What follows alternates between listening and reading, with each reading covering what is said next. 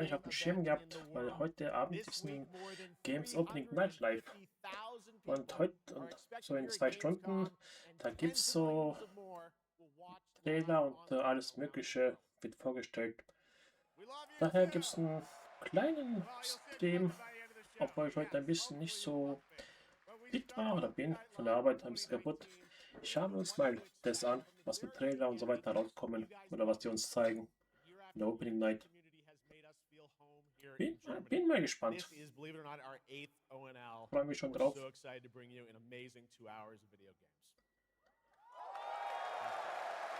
Bin gespannt, was er jetzt heute zeigen. Of mine that my dad was able to watch. Immediately after the show, I actually had to cancel all my meetings here at Gamescom and flew back to New York to be with my dad during his final days. And sadly, as you may know, he passed away just a few days after Gamescom last year. But from his hospital bed, he did watch last year's show, and he saw all of you, and he knew how much this stage and this community meant to me. So standing here with you tonight means more than I can really express.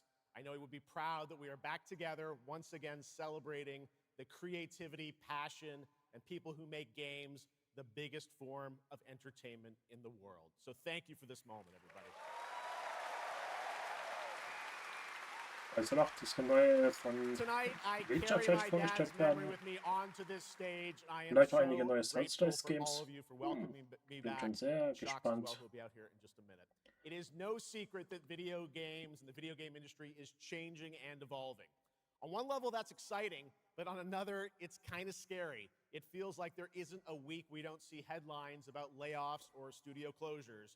And on top of that, the larger electronic storage and memory crisis means that acquiring game hardware is more expensive than it's ever been. But in spite of all that, developers around the world are pushing forward to build new games. Big teams, small indie teams, and teams all around the world. Tonight, you're going to see projects on stage from teams in places like France, Sweden, the UK, Italy, Canada, China, Japan, Korea, and more. So what can you expect on these screens behind me? Well, how about brand new information on Final Fantasy VII Revelation, introduced by game director Naoki Hamaguchi. Metro 2039 from 4A Games in the Ukraine. Metroid. Rayman Legends Retold. The Xbox console exclusive Gears of War E-Day. Tides of Annihilation. The first ever in-game footage of Warlock Dungeons & Dragons from Wizards of the Coast. And yes, later in the show, we'll have the world premiere first details and in-game footage of a brand new expansion to 2015's Game of the Year winner, The Witcher 3. It's called Songs of the Past. That's a guide. And we also have a little fun in store for you as well, including the first ever musical performance of the music from Eugenics, the hit indie game about breeding cats earlier this year. Hallo So we got a lot of Weißbrot. fun ahead, but let's Einen start wunderschönen things off Abend. with a new game announcement no one is expecting tonight. From one of the world's most successful developers comes something Haben das einen completely schönen Tag different gehabt. than its past titles.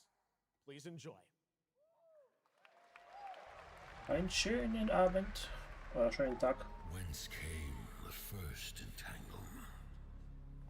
Ich habe das gleich auf dem Schirm gehabt, die Games Opening Night. Das heute da ist. In its way, the floodwaters spread, weaving calamity. Upon the silken paths, malice took root. 10 suns rose on high. And so, as spoken of old, the weavers came forth. Yet spoke not the cause of their coming. Was für ein Spiel ist denn das? The waters have ebbed, and all must rise anew. Still, the wounds of old remain.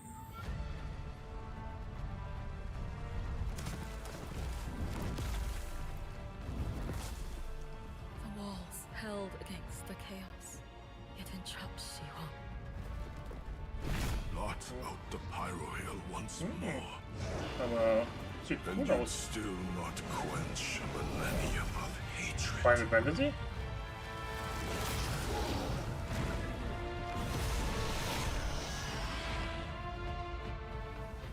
can a few dying embers ignite the flames of rebellion?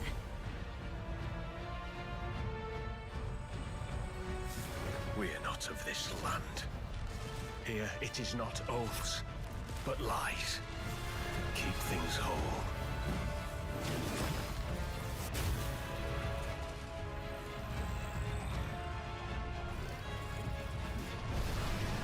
Es gefühlt von so vielen Spielen einfach in einem Spiel reingeschmissen. At last, ye did unveil the divine power ye had stolen. Bear the gods' wrath and sunder. Dann wissen wie Monster Hunter, Notice. Final Fantasy, aber Gott, was Stil zusammen. Kopf ab.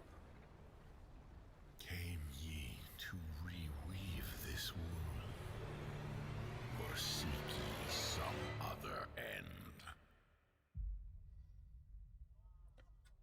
Notus. Sagt mir gar nichts. Pretty impressive. That was the announcement of Notice Fall from Hoyoverse, an original co-op action game in which players take on the role of a weaver and step into a world where divine authority has crumbled and order has collapsed. Players must stand as one to defeat mighty mythic beings using close coordination and sharp tactics. Looks very, very cool, and we're happy to kick off the show with that one. All right, we have a lot more to come. Now I'm very happy to welcome back a legend in the esports world, known for her work on League of Legends and Counter-Strike, and the winner of Best Esports Host at the Game Awards. Tonight, though, she's our co-host for ONL for the 3rd year in a row, and you know what? We couldn't imagine doing this show without her. Gamescom, will you please join me in giving a huge welcome Multiplayer to Shox. als Singleplayer.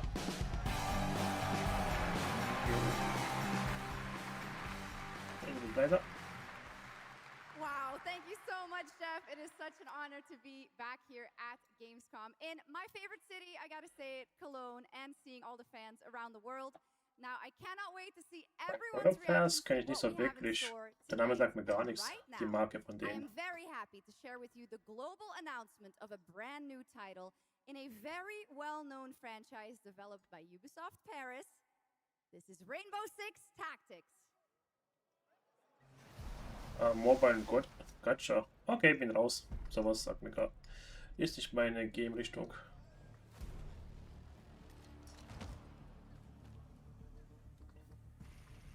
This is it. These tangos are in for a surprise. Take your positions, team. Breaching! 6 on station. Let's show Carries that Rainbow's back. Rundenbasiert. Go, go, go!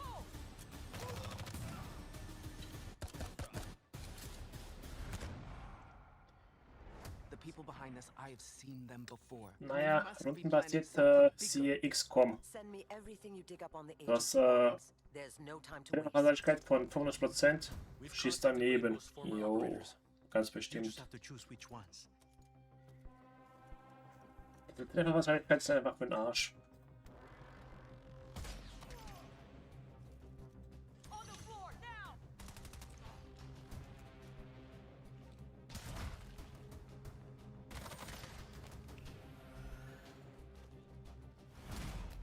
Active hostiles all around, team. Move fast and stick to cover. Irgendwann will ich auch mal XCOM spielen. Jetzt zwar viele Missionen ärgerlich werden, aber es wird mir schon Spaß machen.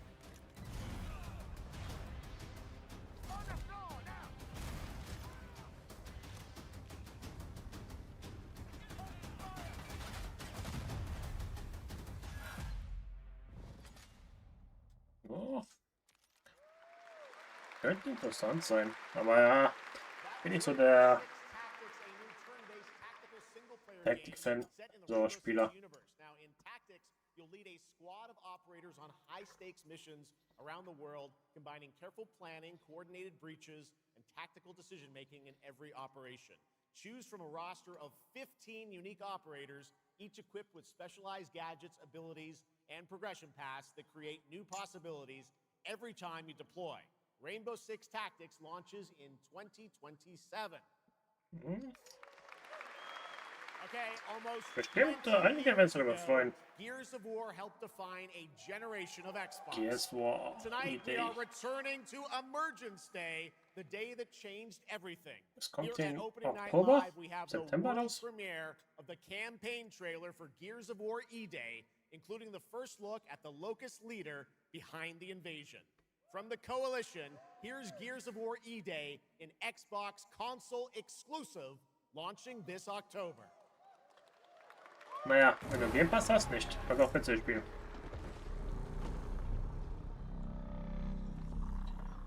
Oh, ein Assassin. Assassine.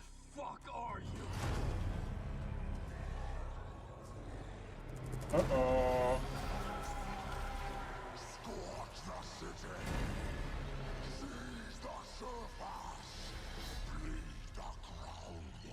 Oh. Der Good to Kollege. see a few more gears made it through the night. You four belong to me now. Designation, Bravo Squad. No one knows what these things are or where they're coming from. This is more than an invasion. It's a fucking war. The reports are still coming in, but whatever this is, it's happening all over the city. Actual monsters are coming out of the ground and ripping my people apart. And those are my gears out there holding the line. How do we hold a line against an enemy that can tunnel under? Oh, shit! We're gears. We fight. Okay, das Spiel könnte vielleicht sogar selber spielen. If we can save them, we Weil es ist save ein Spiel, Cologne. was Loss prepares us for what's ahead. ein, zwei Spieler von der schon gespielt. Macht Spaß auf jeden Fall. Die. We're the ones that keep fighting. Ist ein lustiges That's the plan. Shooter-Game. Reingehen, niedermetzeln, weitergehen. Come and get some, you goddamn grubs! There'll be no support. If you fall, we all do. We do this together, or we die together. Yeah? Einmal segeln. To the end. Ah, der Oktober. Ich wusste nicht mal Ende September oder Oktober. Gears of War Da freut sich October 6th this Wolf. year. All right. Next, it's time for Anata, an epic free-to-play open-world RPG game from NetEase coming to PlayStation 5, open PC, world. and mobile platforms. 3 years ago, it was revealed here at Gamescom with 2 massive cities. You build your profile and social following as a member of the ACD team. Tonight, we've got your first look at the city of Shangzhou and the types of combat vehicles and mini-games you can expect. And yes, news on the release date as well. Okay, ich bin raus.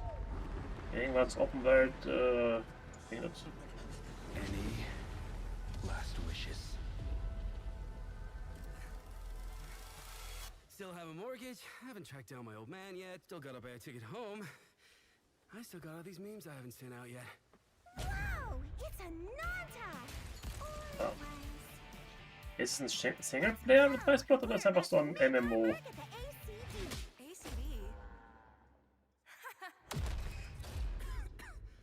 Did they really Kinda just go cool. belly up? I say you go viral first, then worry about rebuilding the ACD. Get big enough, and the old workers are sure to come back. What's next? Meat Master! What, Master? Master, you're so awesome. Meat Master? Yeet Master. Who the hell came up with that name? Yeet Master. You're nothing more than a bad seed who slipped out of a nowhere town. Enjoy the party, my friend. This is not yours to take, outsider. Katze.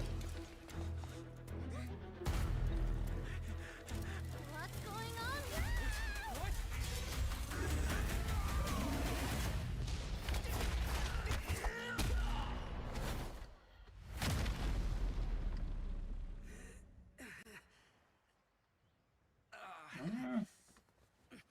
Müsste ich mir dann mal anschauen. Just you wait. Where am I? Where do you think? Wait, I'm back home. There won't be traffic at this hour, will there? This is Chongshao. Take me with you to sniff out some martial arts masters and legendary weapons. Müsste ich mir mal anschauen, das Game. What you seek is inside. Tourist spy? Only those who pass our trials may witness the Lingjing within. Huh? Can you take it? You bet. I've dragged entire subway. Okay then.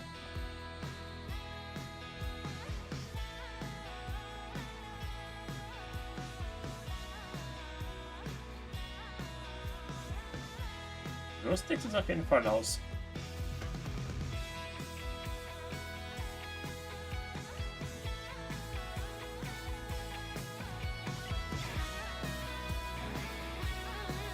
Ah, Free-to-Play, es geht sogar. Auch im Januar. This is the most expensive view. Wait. Huh? Why is everyone running off? Am I really that annoying?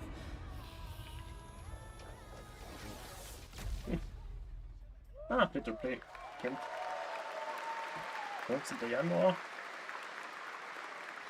Awesome, there you have it. Ananta comes out on January 15th, 2027. Now, we have so much more Gamescom Opening Night Live coming your way, including a new look at Final Fantasy VII Revelation. But yeah, I know you're waiting for it. But for now, here is a new look at Silent Hill Townfall. Yeah, coming in just a long time from Konami, Annapurna, and Screenburn in the UK. Let's go.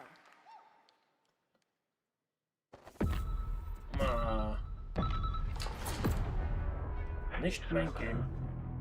Listen, I need you to come back to the town and put some things to rest. PlayStation 5 Butterfly machen. Hast noch Zeit. Es sind ja noch 4 Monate. Nee. Ja, 5 Monate, hast noch Zeit. Hast noch Zeit bis dahin. Then you know what you have to do. But be careful. They're all so angry. Na, Silent Hill.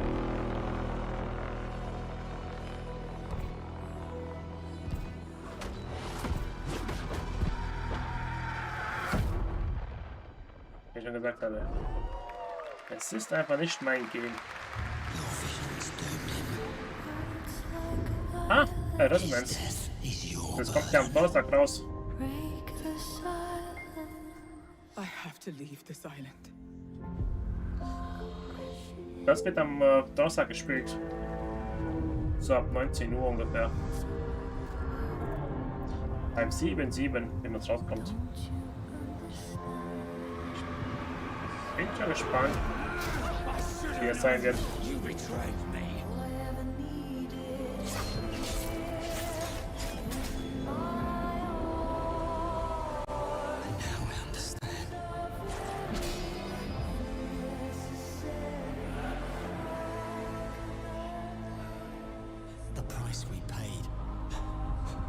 It's more than I ever imagined.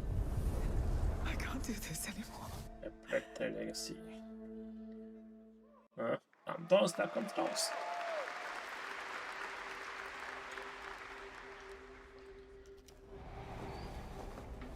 Bei den anderen 2 Teilen habe ich schon auf Steam, aber noch nicht gespielt.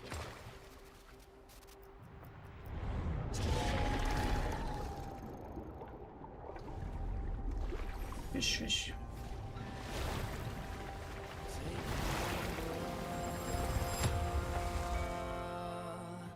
Brave the gale.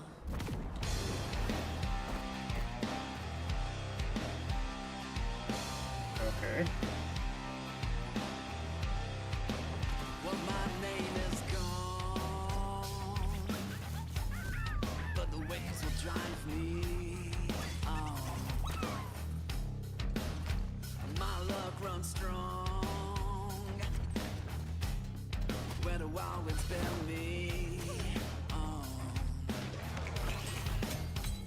To choose the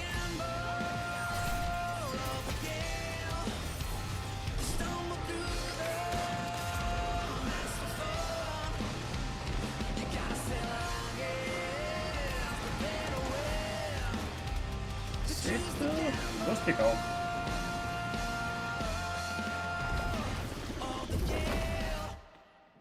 Sea of Remnants. Our strength failed us. Sieht lustig You aus. failed us. If only I was stronger. Okay. If only I. Das sieht interessant aus. You've Ah, Cliff survived Desert. countless Okay. trials to reach this summit. Hört sich Subsea. This time, you will surely break the cycle. Da freut sich Subsea. But you'll turn back, face your fall, because that's the cliff I know. If I do their dirty work for them, I'd better get what I'm owed.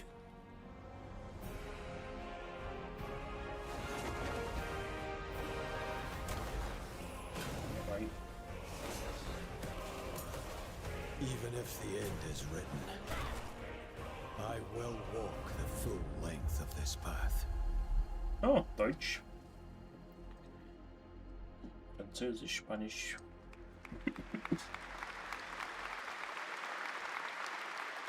That was Crimson Desert, released nearly 6 months ago, and the developers at Pearl Abyss just keep adding more and more content, including new cutscenes and story moments too.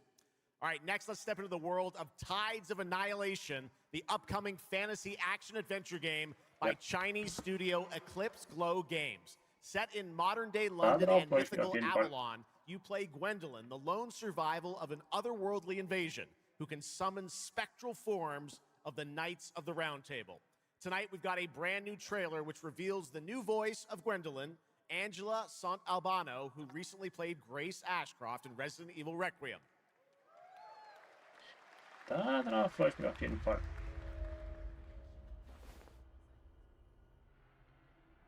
Jetzt gibt's schon.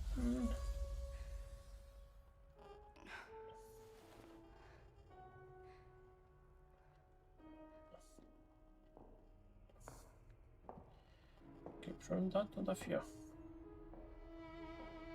Ne, noch nicht. Vielleicht sein soll er jetzt. Tell me the truth.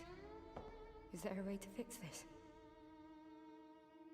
The fog has devoured your home, and now it is tearing Avalon apart. Arthur was the only one who could control the fog. Until you. Until me?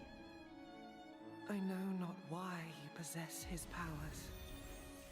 Das ist Teils auf Annihilation, oder wie es heißt. Weil mit Gwendolyn und die Tafelrunde. To command your spectral knights. Guinevere.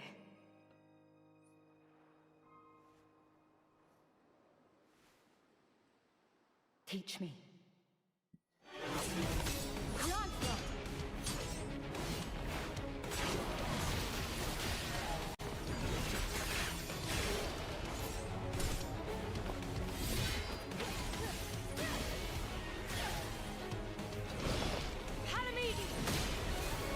Auf jeden Fall sehr sportlich werden.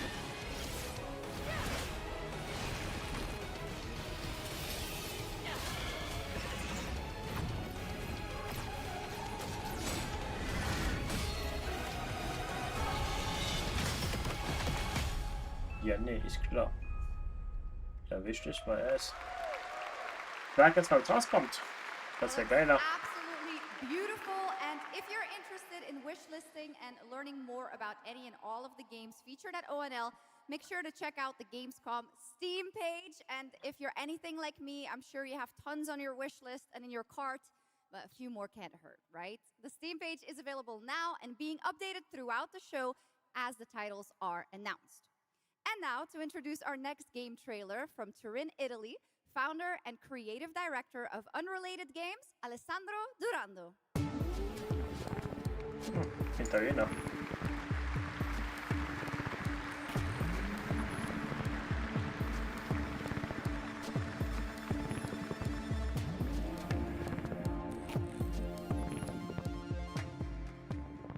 Thanks, Chucks, and ciao Gamescom. There is a question at the heart of Lost Song. What do we leave behind and for whom? Well, you can be sure anyone will ever find it. I didn't have an answer when I started, and I still don't have one. And I genuinely never expect to be here on this stage. So thank you, Jeff and Gamescom, for this incredible opportunity. Just being here already means more than I can put into words. Love Song will take you on a journey to the forgotten echoes of past humanities, where sound is the only language left. You will uncover traces of memory left in stone and sound, building a bridge between what was and what may still come. Ist noch, aber noch. Here is Love Song. Noch 1,5 Stunden. Also, das geht ja 2 Stunden ungefähr. Vielleicht kommt da was Interessantes raus.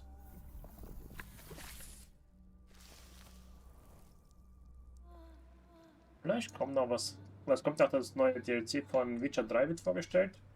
Da bin ich gespannt, was da gemacht wird.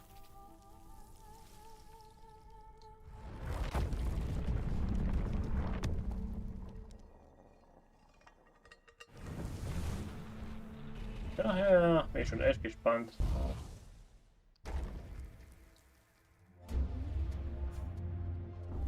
Ah. Lass mich überraschen, aber ich glaube Prolong 2. Boah, ich glaube noch nicht.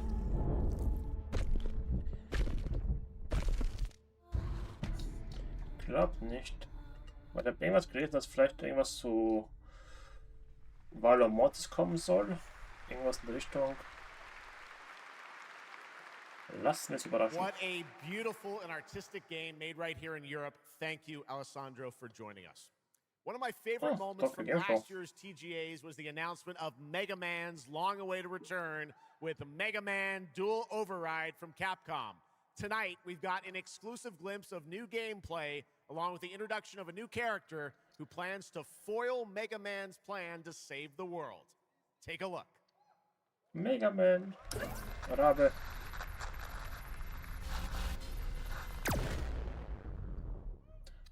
Ich habe noch kein Mega Man gespielt oder zu Ende gespielt.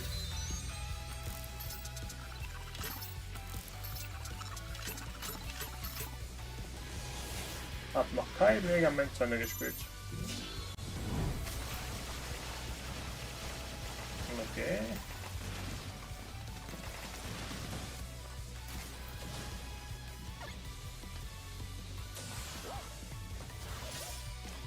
Gefüllt von allen Spielen, von allen Mega Mans in einem Game zusammen.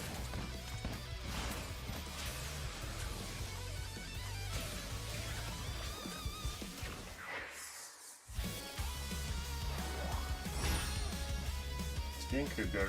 Jo. Denke, denke.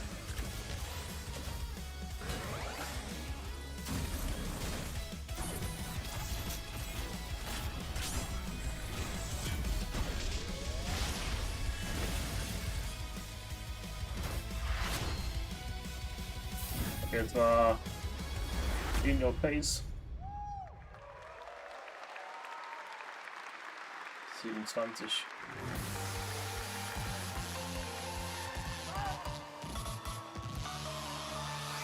Oh. Little something extra. All right, now let's talk about another legendary gaming hero, one without limbs, Rayman, who's celebrating his 30th anniversary this year. Rayman Legends Retold builds on the charm of the original 2013 game, now brought to life with stunning 3D visuals, new story content, and an all-new six-realm to explore, plus fully voiced cinematics. Players join Rayman and friends on a new adventure to restore peace to the Glade of Realms. There are 4 all-new musical stages, like MC Hammer's You Can't Touch This, and tonight we have your first look and listen to another musical stage.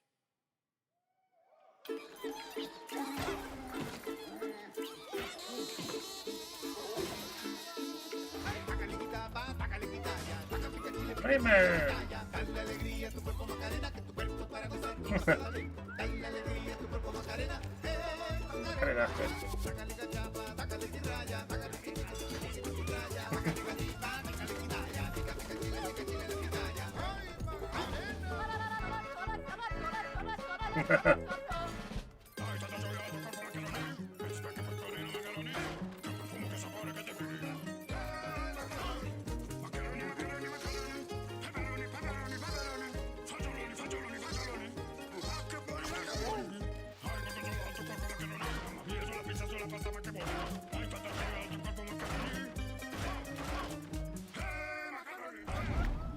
1. Oktober. Ein lustiger Level. October 1st, Rayman will be at the Ubisoft booth this week here at Gamescom. Cool That's aus. what makes this show so great, is that many of tonight's games will be playable to fans who are joining us live in person here in Germany all weekend long. Still to come at ONL, the worldwide reveal of The Witcher 3's new expansion, Final Fantasy VII Revelation, and a performance of the music of Mugenics for the first time anywhere. It's time for our next announcement. The developers gave us a phrase to introduce this new IP, but none of the words apparently can be said on stage. So I guess, let's just watch a trailer. Ja, ich bin gespannt, was ich am Freitag auf der Gamescom alles sehen werde. Was dort alles so sein wird. Bin schon gespannt.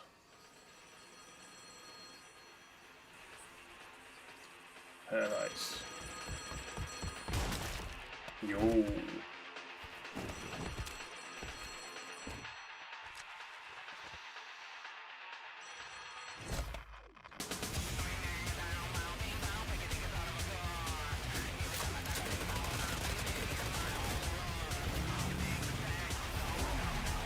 Okay.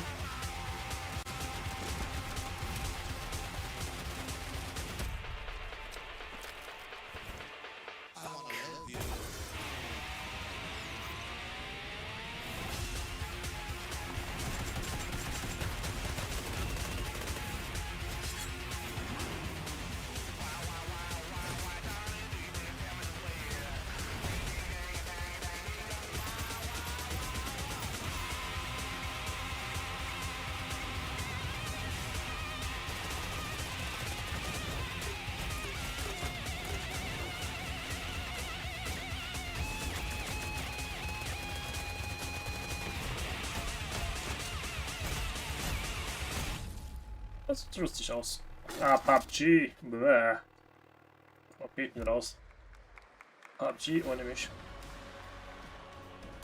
Explore breathtaking, strange worlds. Make a friend who'd work for you.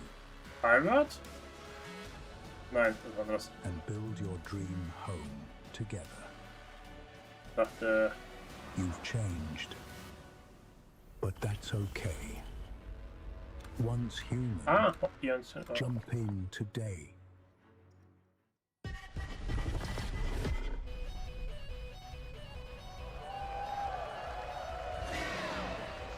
Ah, Control. Muss nicht sein. Keine Ahnung. Zuschauen, okay, aber selber spielen. Na, ich weiß nicht. Wird nicht mein Spiel sein. Wird nicht mein Spiel.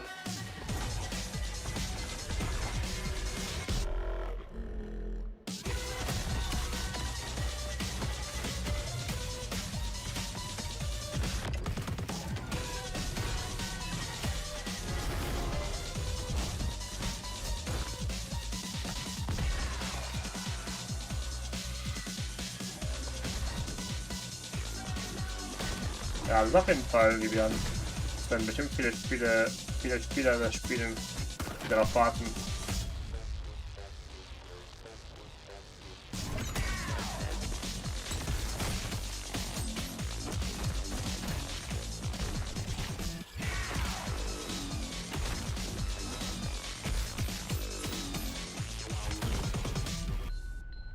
Das Teil willst du dann vom Teil willst du dann noch spielen wollen. Aber der zweite Teil, weiß nicht. Die ganze Stadt, links, rechts, hoch, runter. Boah, es wird so schwer im September. Und ich muss schon das spielen. Motto Shield 2 auch.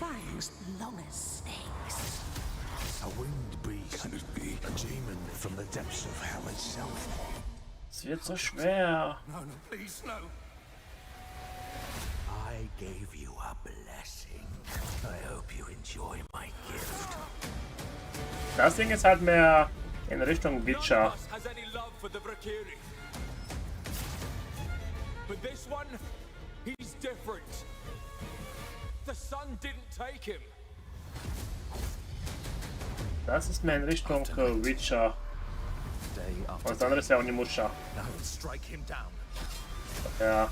Your every move sends a ripple. Your every word echoes far.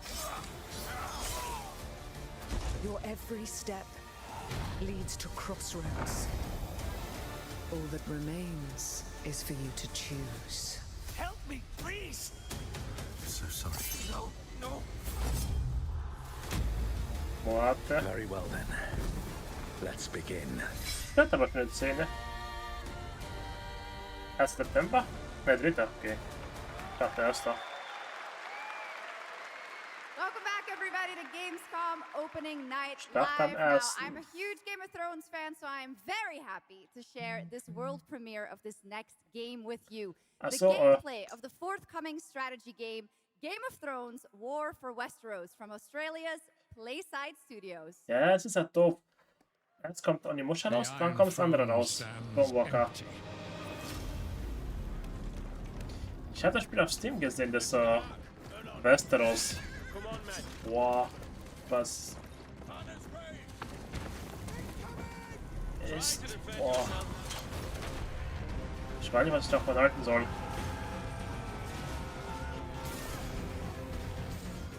Ich weiß nicht, was ich davon halten soll. Sieht mir mehr aus wie ein Handy-Game, bin ich ehrlich. The fate of Westeros is yours to decide.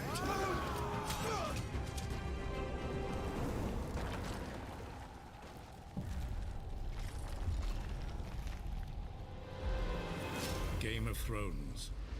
War for Westeros. Achso, stimmt. Will es endlich mit einem Boss-Gespräch, glaube ich, oder? Yeah. Hast du doch gehabt, oder? How awesome did that dragon look? You know, I can't wait for this one. So, with that now, it is time for a new game announcement from Airship Syndicate, makers of Darksiders Genesis.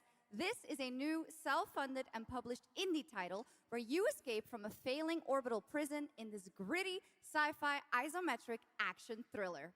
This is Dust Origins.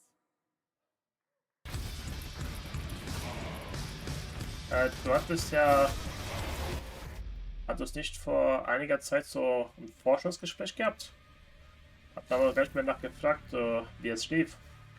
Vielleicht ein bisschen manchmal laut, leise.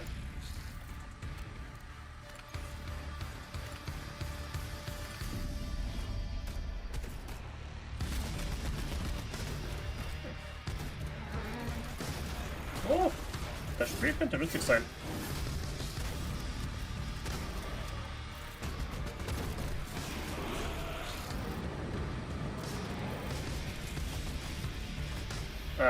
Das ist die übliche so. Ja, wir melden uns, aber am Ende abwecken.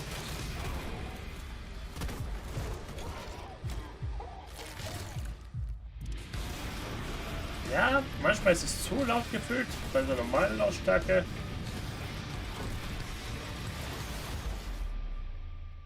Das Origins. Sieht interessant aus. Ein Shooter. Laufen und hoffen nicht zu sterben. A new age begins, but the old shadows.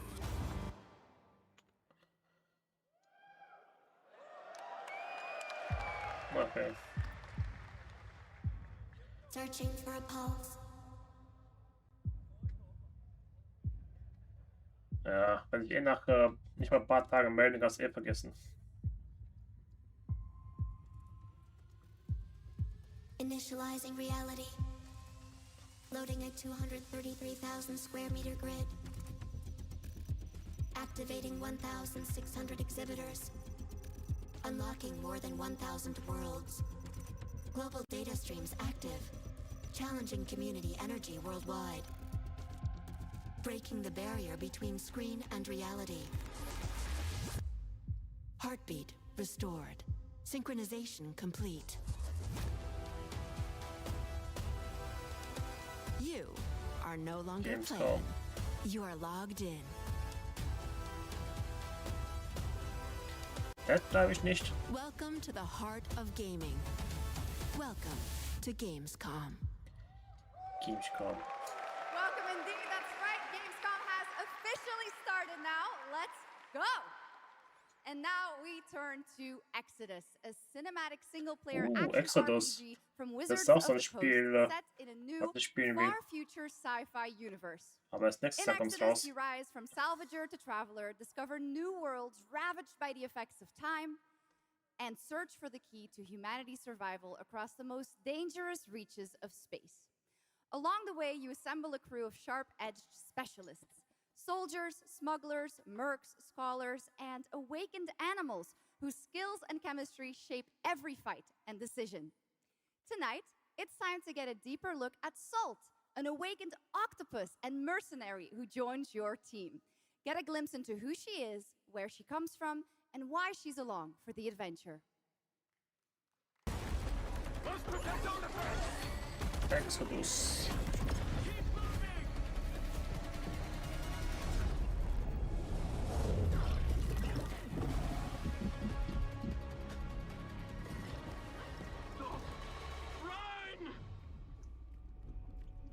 Salt? Yes. Figured we could talk, since you're part of the team now. Why? Want to understand how you see things, how you operate.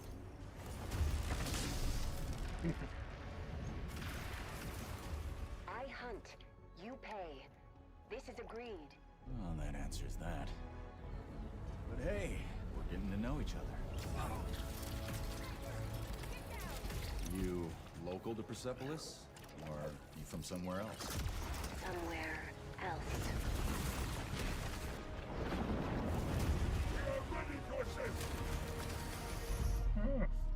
Salt.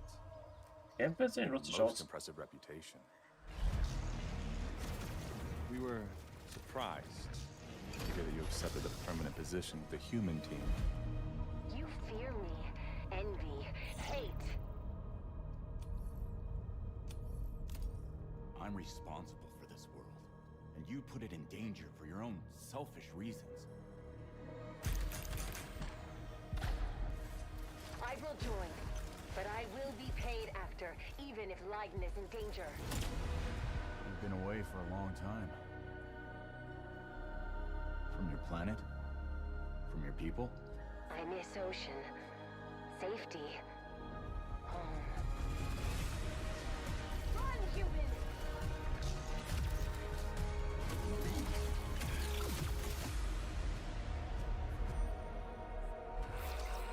Boah, 4.7.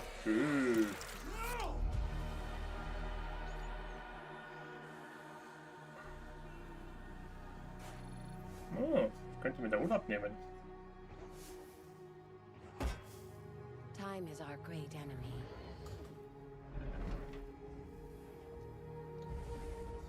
But we must always have hope. Könnte mir da Urlaub nehmen, weil es Anfang Juli, es geht sogar bei Urlaubszeit. Sogar gehen. There we have it, the long-awaited release date for Exodus. It is coming in April, as you saw, of 2027. Now to give us an exclusive extended first look at the gameplay for the upcoming Warlock Dungeons & Dragons from Wizards of the Coast and Invoke in Montreal, Canada, please welcome the TGA award-winning star of Resident Evil Village, the incredible Maggie Robertson. Ne, ich glaube schon, dass es das Juli ist.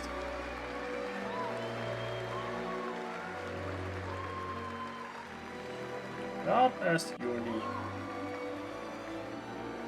Rein April.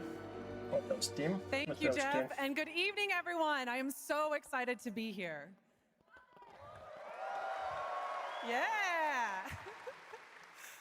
All right. Every Warlock's journey begins with a pact.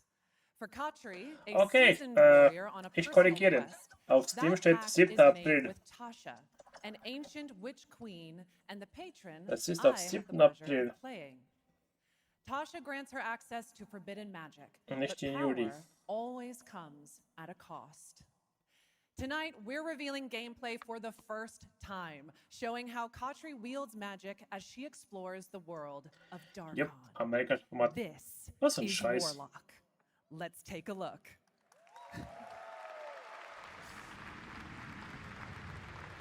Have your deepest desires come true?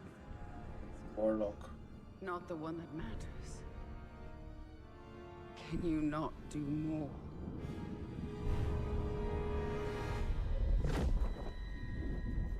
More? You still think this is your quest? I have seen your heart's desire. Dark and defiant.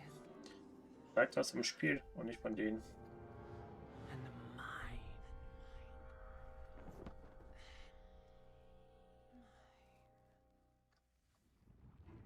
Ob es interessant sein oder nicht.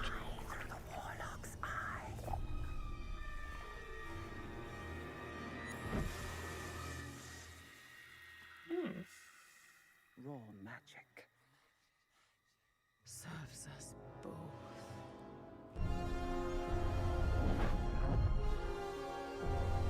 Open your eye and see what I see, Warlock. Find raw magic.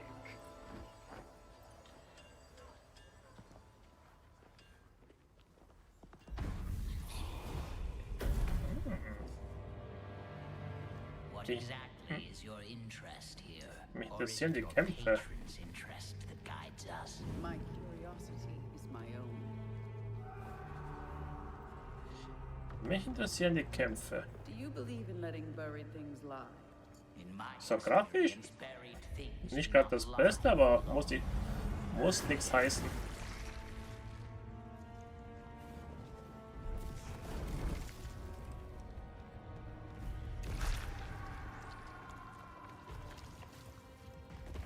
We are getting closer. Yes. Closer to what?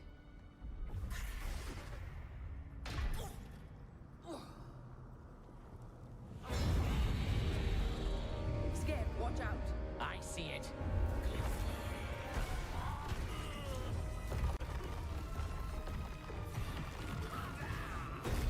Okay.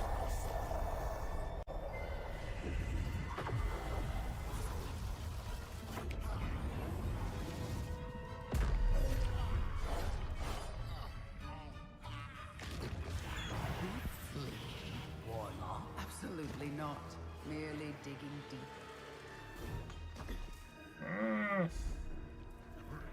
Ich weiß nicht.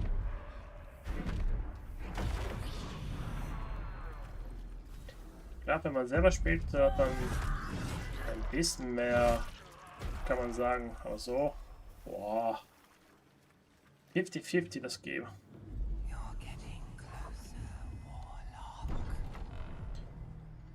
50-50. What is it you see? Raw magic. A means to an end.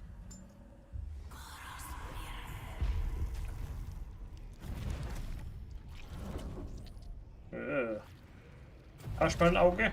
Hast mal ein Auge?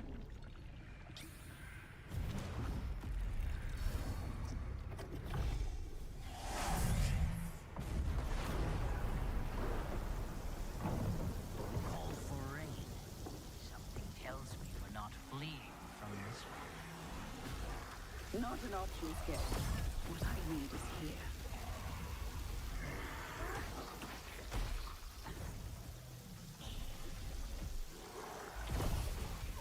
Okay, Magie, Kämpfe. Es könnte interessant sein. Ist die Sache, ich schau mal, die bringen eine Demo zu dem Spiel raus. Kann man sich ein bisschen anschauen. Okay, das Ausdauer halten.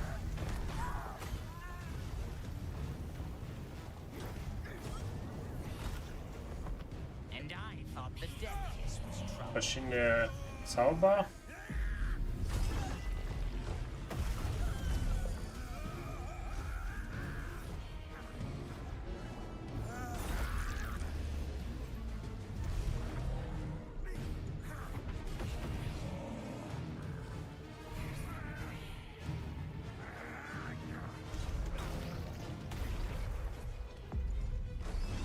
Hau zu.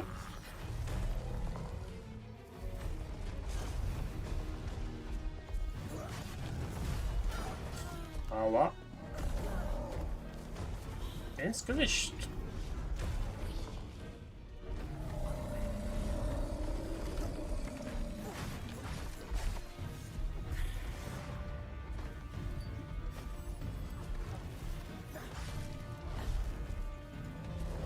Boah, wobei, ja, das könnte ein Spiel sein, was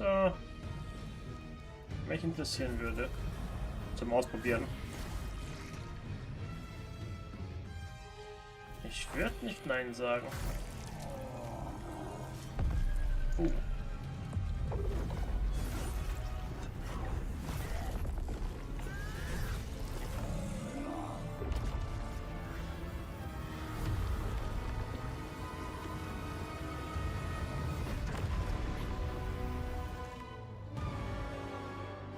Nächstes Jahr.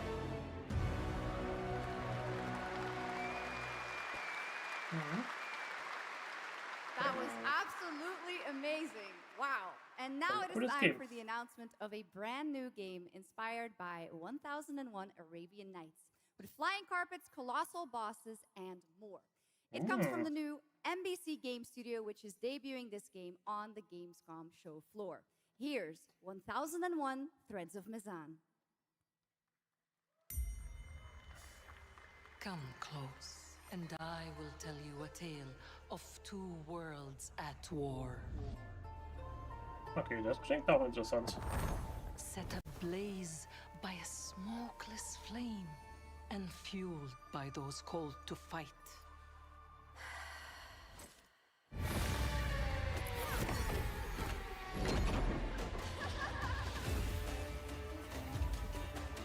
Whispers on the desert wind come from those who are unseen.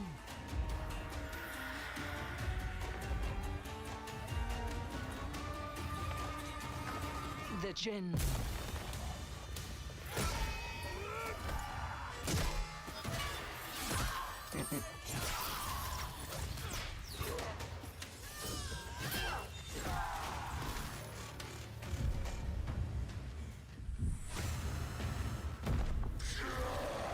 Once the children of Earth and the Jinn flourished, united, until betrayal split their worlds apart. Now the veil is thinning. Two worlds collide as they wage a war of vengeance.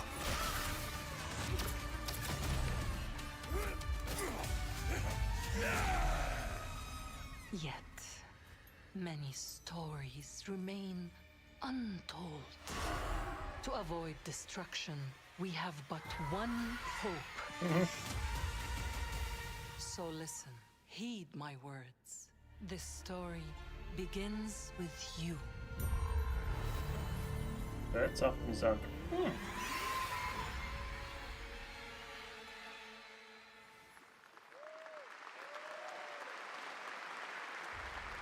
Könnte interessant sein, das Game. Persona? I'll leave it to you. Auch, ne? To make the dead speak. Oder irgendwas in der Richtung. Nothing and no one will keep me from the truth. Not even the purists. Nein, nicht Persona.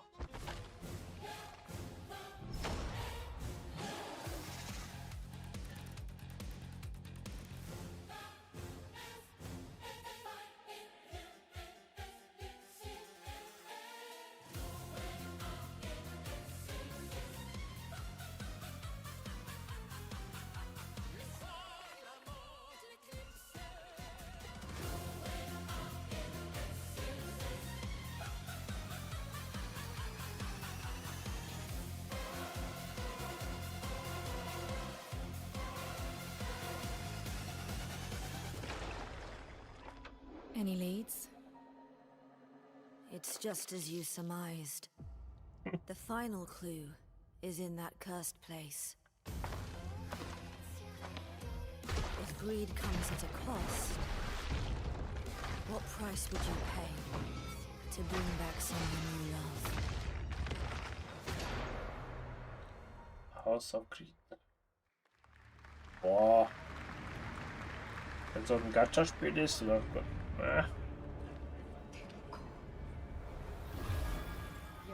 monster.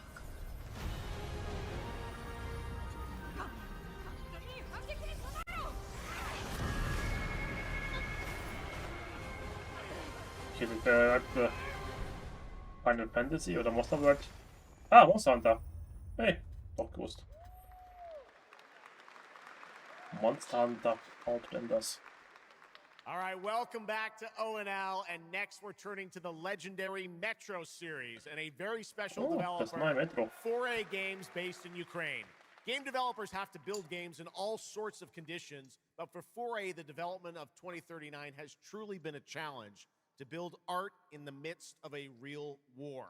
To tell us more about their incredible story and journey of perseverance to create Metro 2039, please join me in welcoming to the ONL stage John Block and Pavel Umer from 4A Games.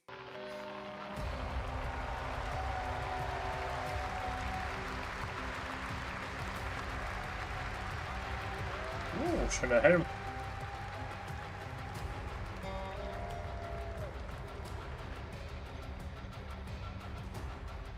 Hello, Gamescom. Wow, so many cool announcements already, and we are really proud to be a part of it. Thank you so much.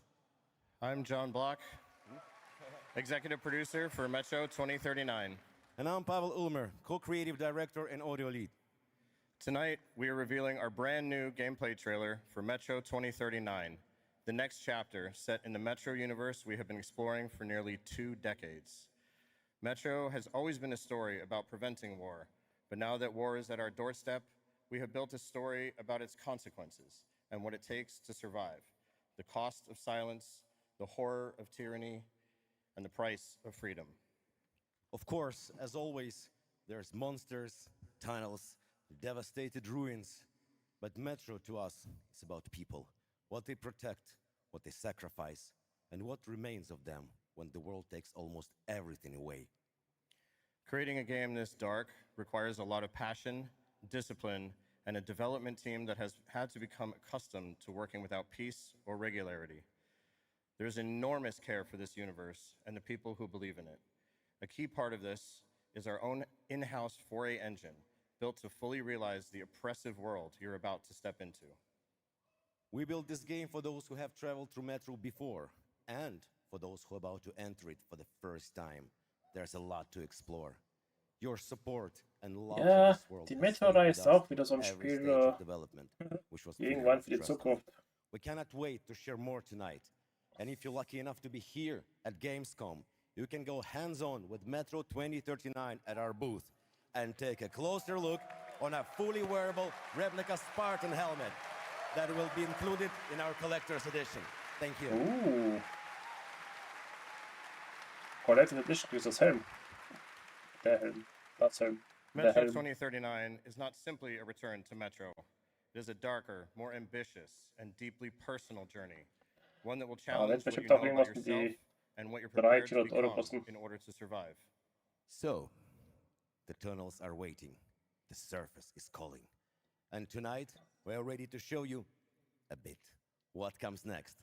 Welcome to Metro 2039. Slava Ukraini! Hallo Dinos, einen wunderschönen Abend wünsche ich dir.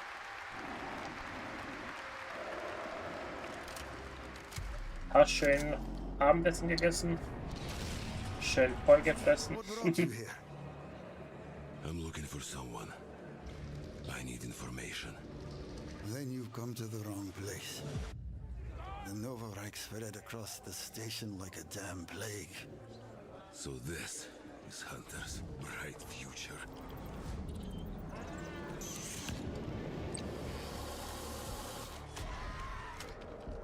Monsters.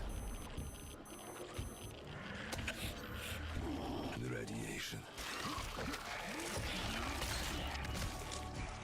Hast meine Fliege? All that's left up there.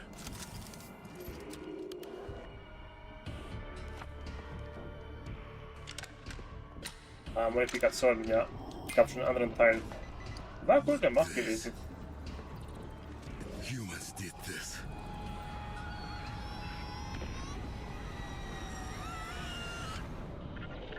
This is Hunter, the leader of the Novorite. The enemy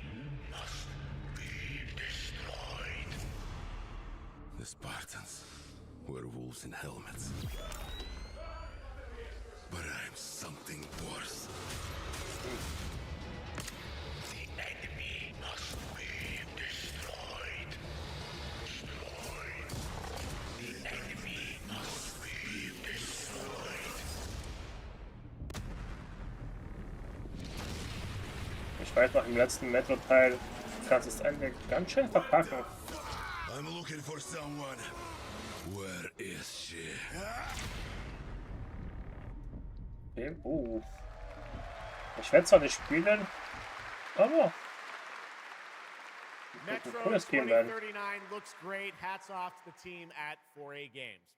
Okay, now for something completely Ich werde zwar different. nicht He's spielen, aber performed jo. at the Game Awards and was on stage with us at Summer Game Fest, but now it's time for this person's first appearance on ONL.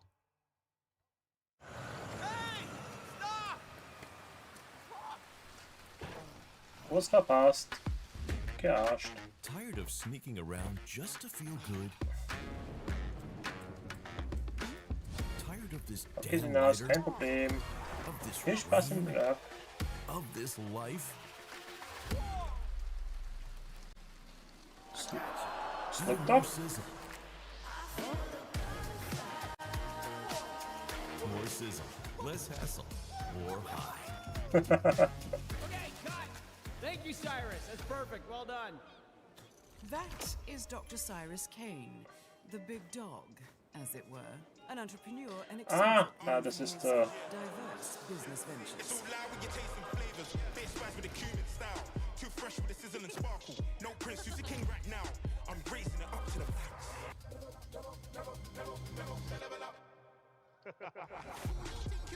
Wer ist denn nochmal?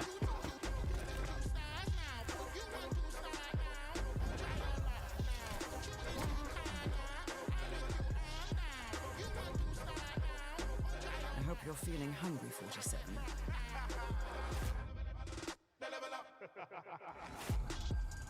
Hitman, genau. What kind of funky music is this? These internet-ass DJs. Hitman, genau. So heißt der. Oh, mir das Wort nicht ein. The Dog Father now coming to Hitman. Next up, the sky is no longer the limit from NC. This is Ion 2, the sequel to Ion, a new PC MMO built around aerial combat So, on a Ion. massive Ja, scale. ja. It launches October 5th this year. MMO. Nein, danke.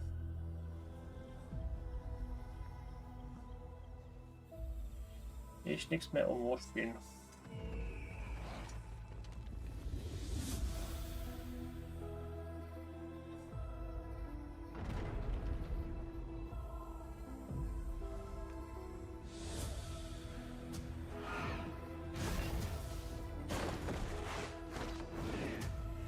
Hübsch auf jeden Fall, stimmt, die werden aber ja.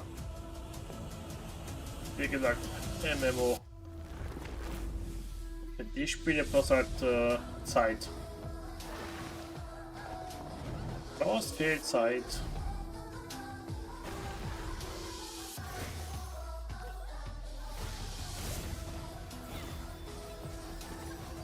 Und das hat man gesehen, wo ich gespielt habe, Lost Ark, ja. Sehr viel Zeit gebraucht. Ja, ja. War gefühlt ein zweiter Job.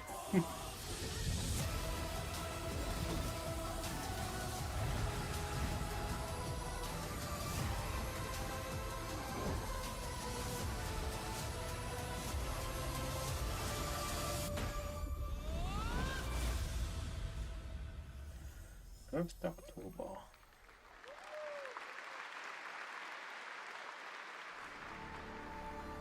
Nee. You have no idea how beautiful America was. I believed in her promise, dreamt her dream, watched sagen, her Mad Max. Out on the old roads, I saw her shatter into warring tribes. Nein. Survivors, like your people. I know your kind.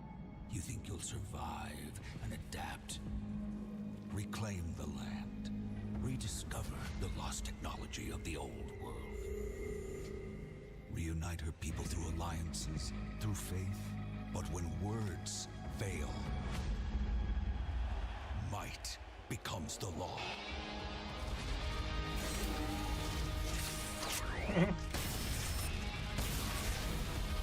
Ancient powers divide this land, and their might is far beyond the likes of you.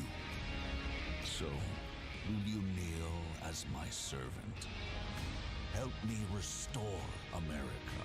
Ah, ich weiß, was das Spiel, wie das Spiel ist. Aber irgendwas mit Pax. Ja, okay, das war das. Afterworks. Es sieht irgendwie so ähnliches wie was man dann auf Steam gibt. Pax schießt mich tot. Da muss auch so eine Siedlung, so Empire aufbauen. Aber ist halt nicht mehr im Entwicklung, kann ich sagen. Ich schon draußen. Altes Game. Heuervers.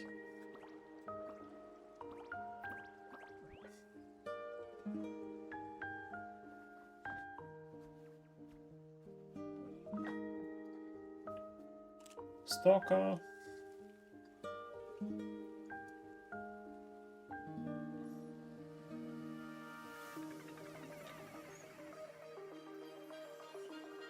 Wird bestimmt so ein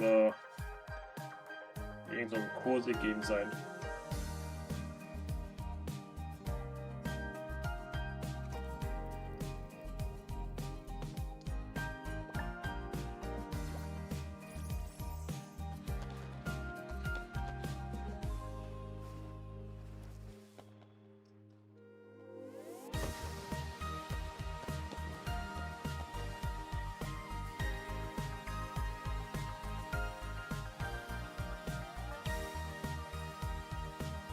Aber wenn ich nicht mein Spiel, alles sehr egal.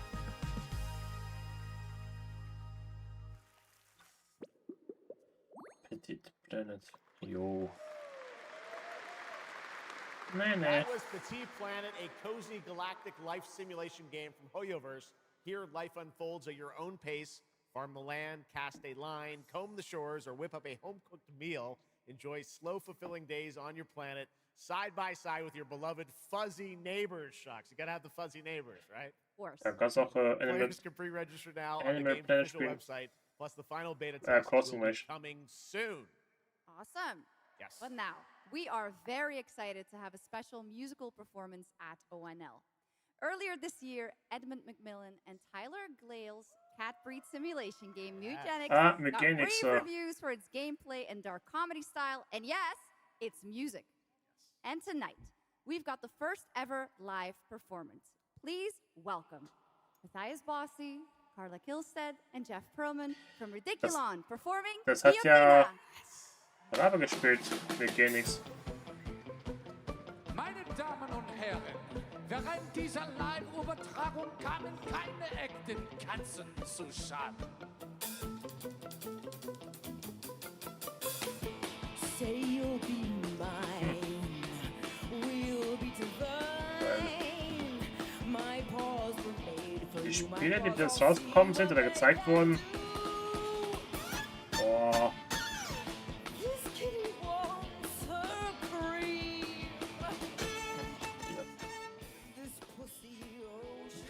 Die Spiele gezeigt worden sind in der ersten Stunde. Boah.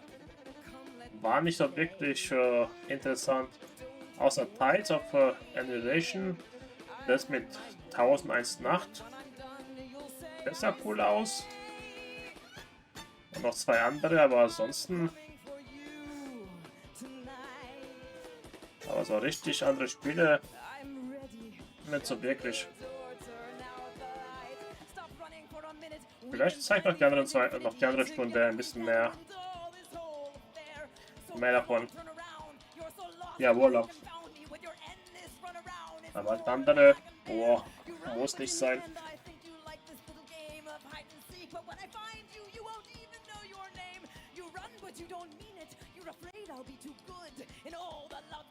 Yes. Boah. Ich hoffe, meine zweite Hälfte ist besser als die erste Hälfte. Ja, sie wollen noch das neue Final Fantasy 7 vorstellen. Oder 8? Ne, 7 glaube ich. Die neueste Folge. Witcher.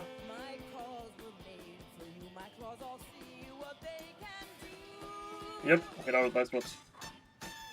Jetzt hat man schon gekannte Spiele oder Spiele, die ist einfach nur, ja, die waren da und dann hat man wieder vergessen. Daher braucht man nicht so wirklich.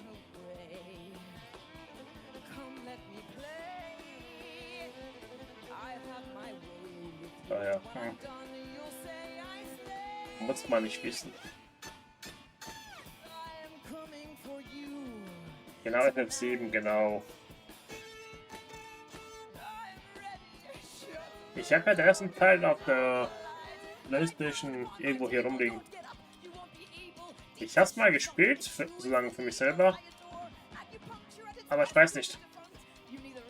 Ich weiß nicht warum, aber ich kann dem Spiel nicht klar. Obwohl ich war mit dem Spiel. Ich wurde mit dem Spiel nicht klar.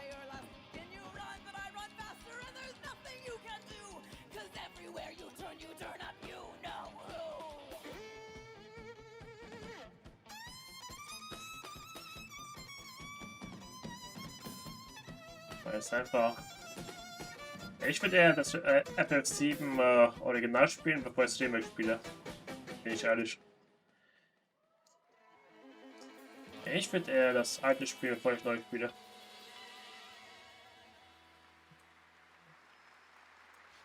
Weiß nicht warum. Give it up for these guys. Amazing. All right, well, that was so fun. And here's also some breaking news. Eugenics is coming to PS5, Switch 2, and Xbox Series X and S on September 8th. Stick around for more of O&L. Right now, here's the launch trailer for Aliens Fireteam Elite 2.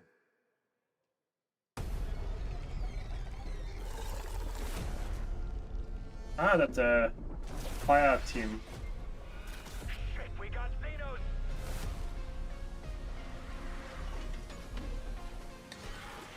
Elite Fire 2.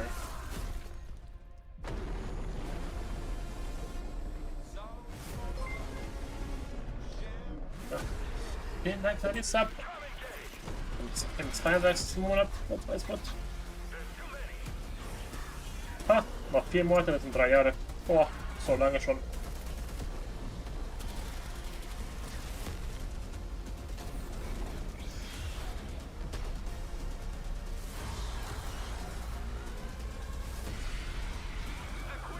Ha, im Dezember sind 3 Jahre schon. Jetzt dann werden. Ha. Wie die Zeit vergeht. 3 Jahre. Switch 2, vergiss es. 666 New Amsterdam. This is that story. Kommt morgen raus, glaube ich. From all the evils of this world, even if it meant losing herself. Müsste morgen rauskommen. Everything she did, everything she sacrificed, was to spare you from the nightmare we endured.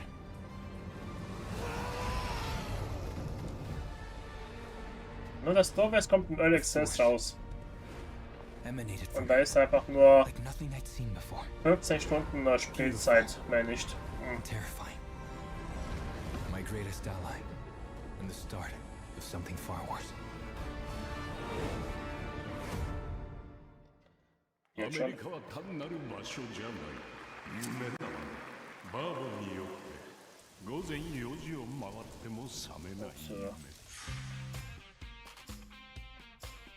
Ah, ich wollte schon raus. Ich dachte, morgen kommt's raus.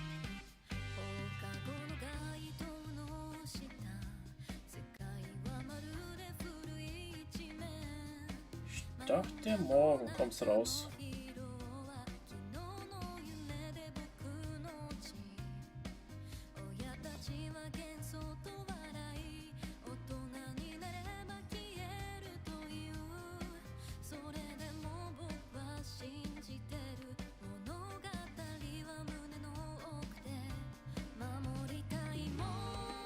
Keine Ahnung, was 小っぱどもがアニメが幼稚だと。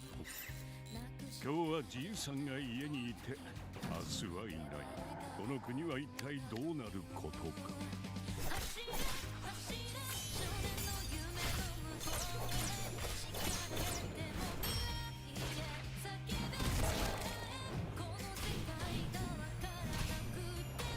Keine Ahnung.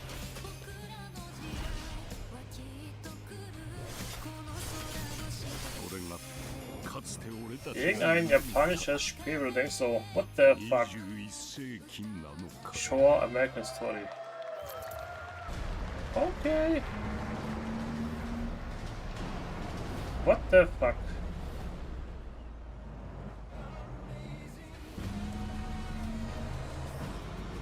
Ja, sah ein bisschen verrückt aus.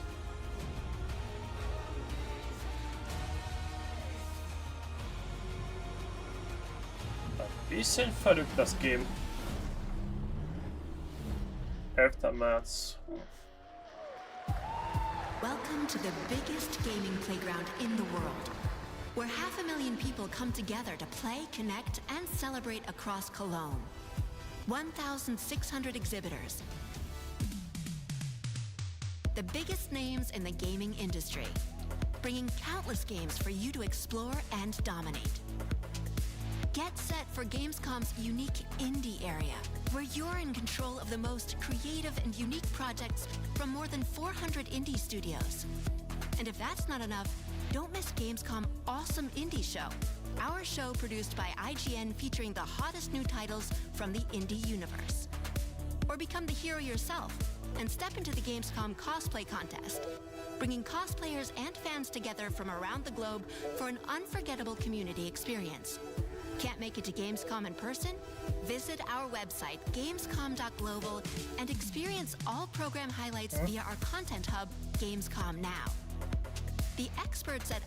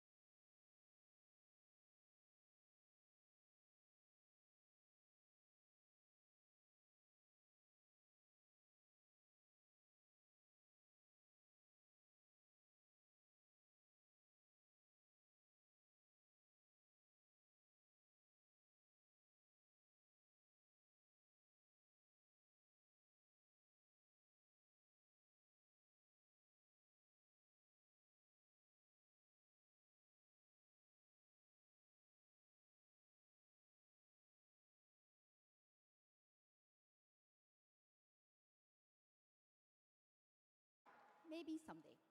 Next year, Sega's classic game, Crazy Taxi, is coming back with an all-new installment. And right now, we have the multiplayer reveal. Also ist das, wo du Leute mitnimmst und dann so schnell wie möglich ans Ziel bringst.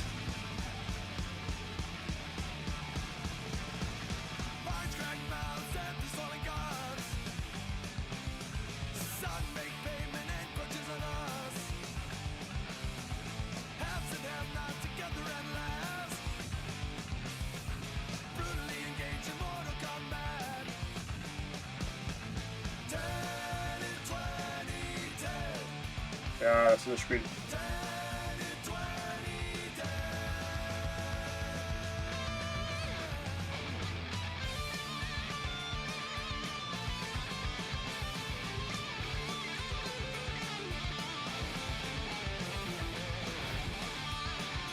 Taxi, ja.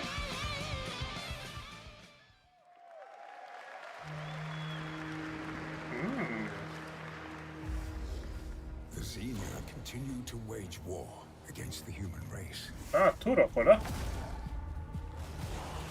Nein, nicht Turok. Our only hope. The Order of the Turok.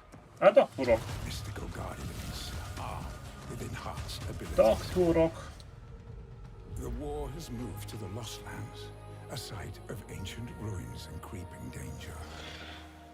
The Xenia yearns to unlock the secrets of these savage worlds to unleash the means of humanity's destruction. They must be stopped by warriors who will not flinch in the face of the Xenia menace. You are such a warrior, relentless, fearless. You will give no quarter to your enemy. Weil ein Turok-Teil hat mal gespielt vor Ewigkeiten, gefühlt vor 20, 30 Jahren. Der war cool gewesen. Ich weiß nicht, welcher Turok-Teil das war. Aber es war cool gewesen. Hat auf jeden Fall viel Spaß gemacht. And right now, we are excited to share with you the debut game from Octopus Panic, a 7-person independent studio founded by veterans of the Halo and Battlefield franchises.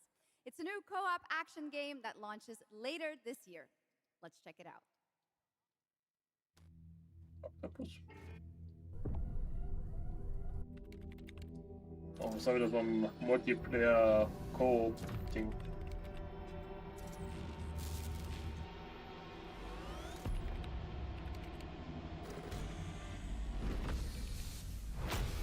Biene.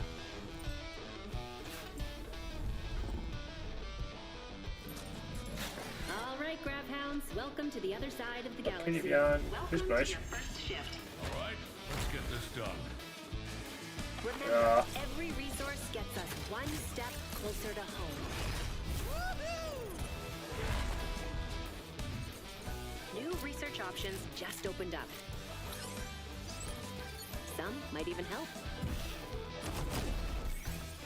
Wobei, vielleicht kannst du auch alleine spielen. Aber ich glaube, er ist ja Multiplayer gedacht.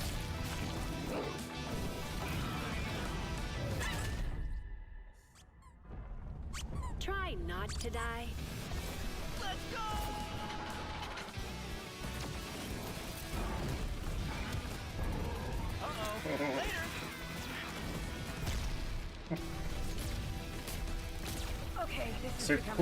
Sieht cool aus, aber ja.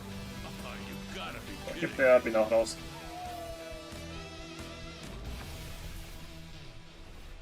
Geräthaus.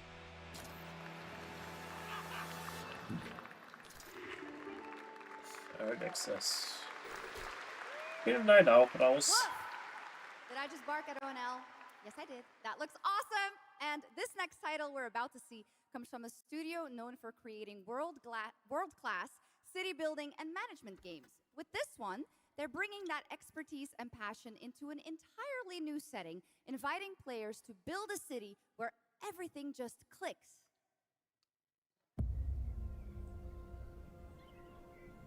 There you go.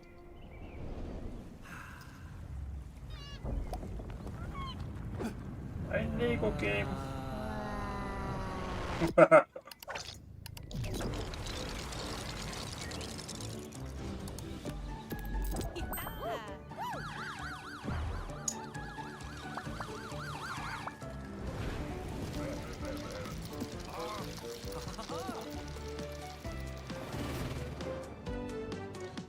SimCity als Lego-Spiel.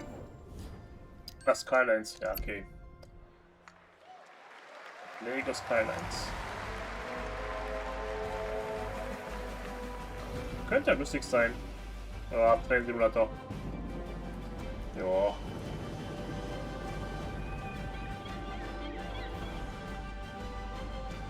Das Sportsfieber. Bei Skylines war eigentlich ein cooles Game. Into the places no one else touches, and into the future of dirty work done right. Okay, bin raus. Multiplayer. This is the job. The first and only crew built to punch into the hottest zones, take on the toughest jobs, and stay longer when the work isn't done.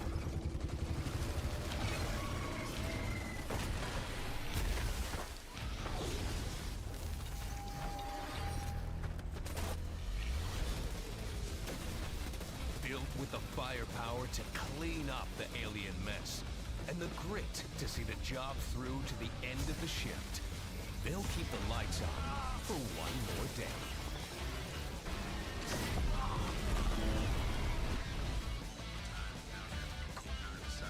Sieht cool aus, aber ich bin nicht so dafür gemacht für solche Spiele. Bin ich ehrlich. Ich bin ehrlich. The only crew that gets paid for doing what others won't. This is Exterminats. Punch in, clean up, get paid.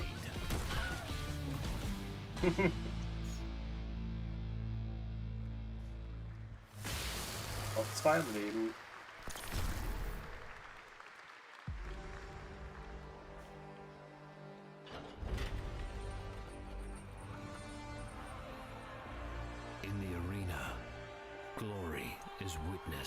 Ja, ich auch auf Whiteboard. Keine Ahnung, wie es war, aber Multiplayer nicht wirklich.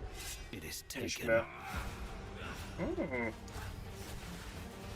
Okay. Ah, das ist der PoE 2. Stimmt. Ja. Irgendwie in die Richtung.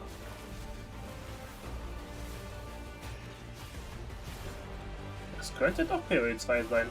Mit neuen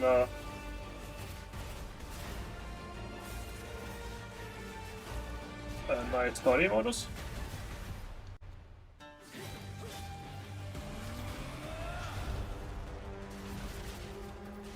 Oder 1.0.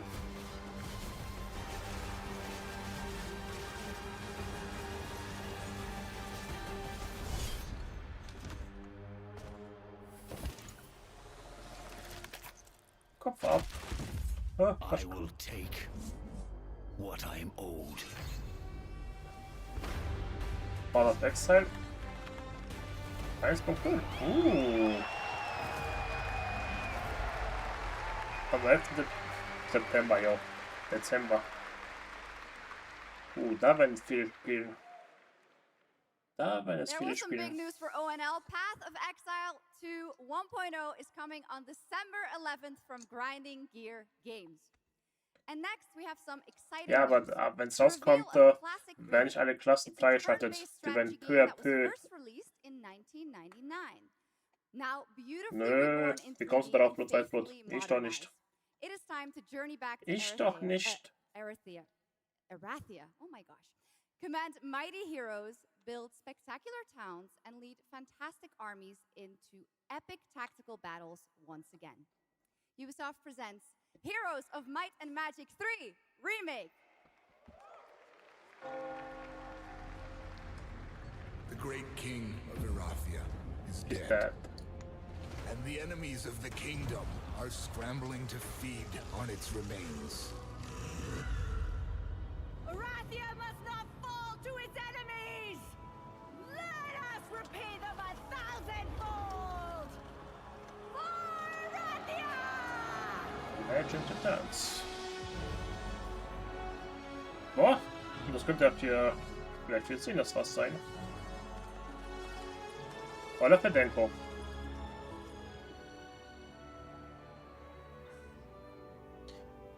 Das könnte was für Sinas sein, vielleicht.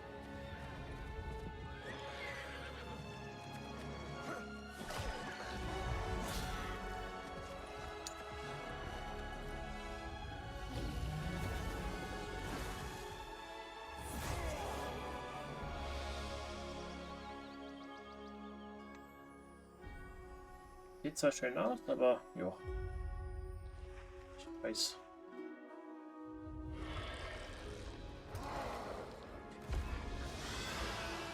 The realm strains under a gathering storm.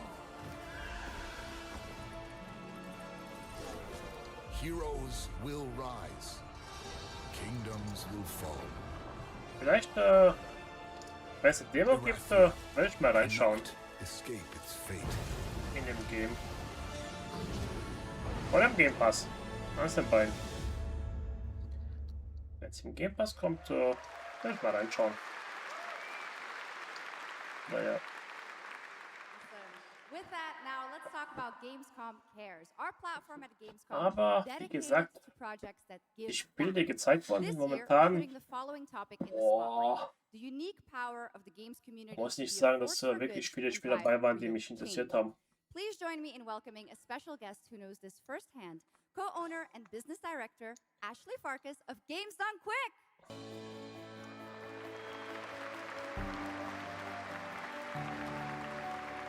Hello, Ashley. Welcome to Gamescom ONL. So, tell us about Games Done Quick. Yeah, thanks, Shox.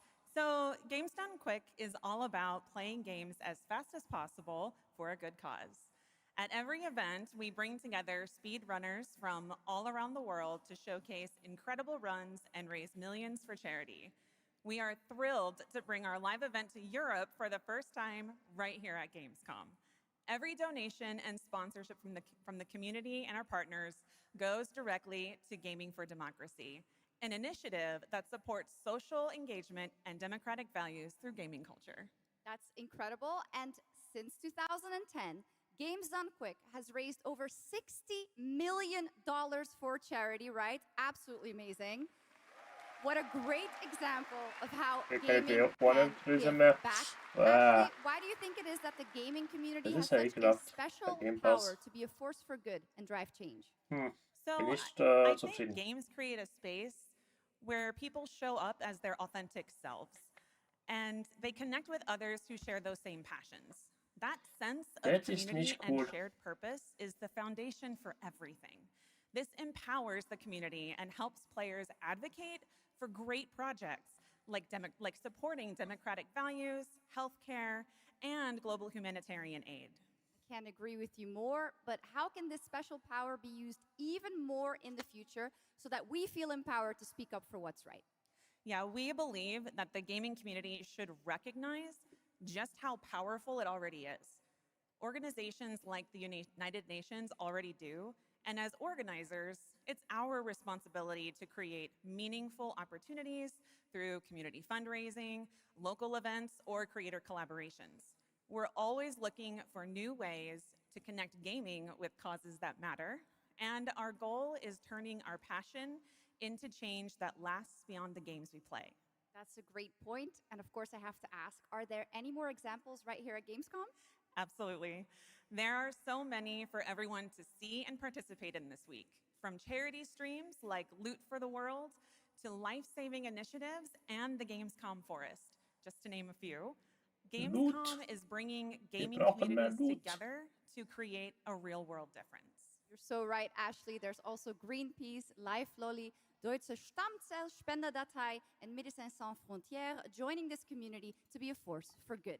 Thank you so much for joining us, Ashley. I hope you have an amazing event right here at Gamescom. And of course, go check out all these great initiatives happening here at Gamescom Cares on our website. Awesome. Thank you, Shox and Ashley. Last year at TGA, I was very excited to debut the new title from Uppsala, Sweden-based Neon Giant. From the small team behind The Ascent, No Law is an immersive open-world FPS RPG set in the cyber grunge city of Port Desire. And tonight, it's finally time to give you a new look at the game. Okay. Die Gamescom ist in Köln. In Köln, Sinas, ist die Gamescom. What have you heard? Nobody sees him go in. Weiß nicht, ist ja Köln. Good with his hands. Right on his feet. Dynamite with vacuum cleaners. Weil es wird halt von IGN vorgestellt. Sind halt englischsprachige Dachdinger. Come on, we can handle one freaking garden. He's a ghost. Internetseite und so weiter. Dadurch und das halt so viele wie möglich erreichen weltweit. Weil ja eher in Englisch als auf Deutsch.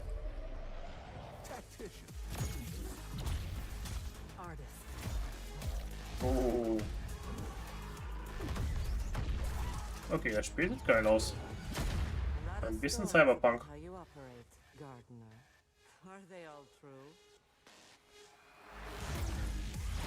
No low. Könnte lustig sein, das Spiel.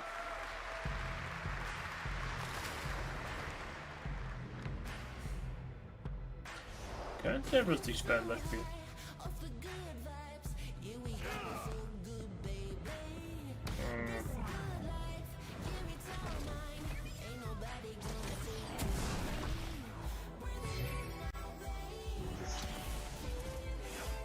Ja, das ist schon groß, die Gamescom. Es sind schon sehr viele Leute da drin. Glaub mir.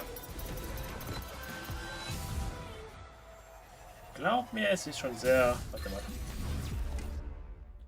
Habe ich noch Bilder von...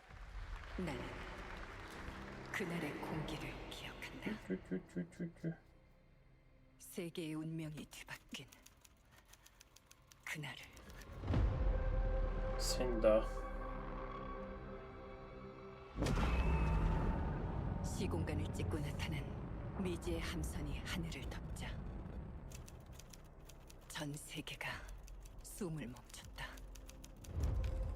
시간을 건너온 세 명의 사도들은 다가올 절망의 미래를 경고했고 Okay, ich muss mal schauen.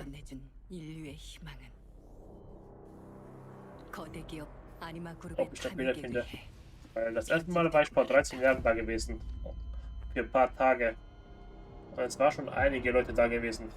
Selbst vor 10 Uhr konntest du kaum richtig reinkommen. Hey, Libian. 인류의 혈관 속에 잔혹한 시한폭탄이 돌기 시작했고 Schon eine Menge Leute sind das.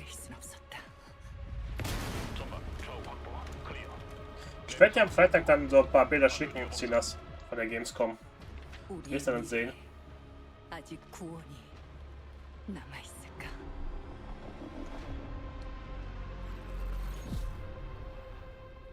Werd dir ein paar Bilder schicken.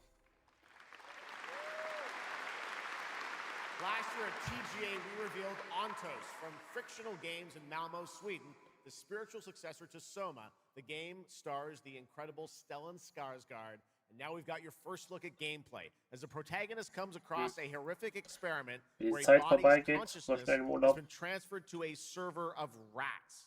It's one of the many experiments in the game, narrative puzzles where your moral choices affect the outcomes of the mission, as well as the rest of the narrative.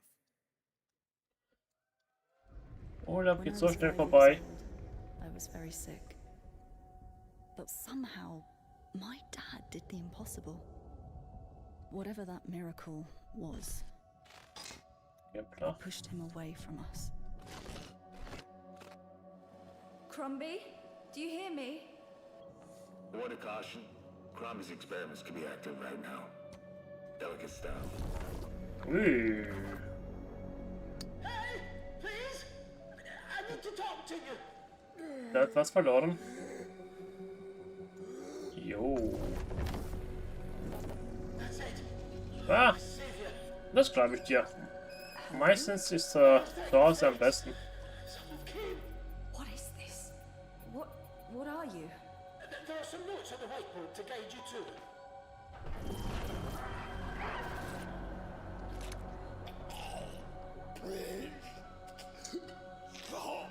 Ah, okay. You said... I assure you there is no mind. Please proceed.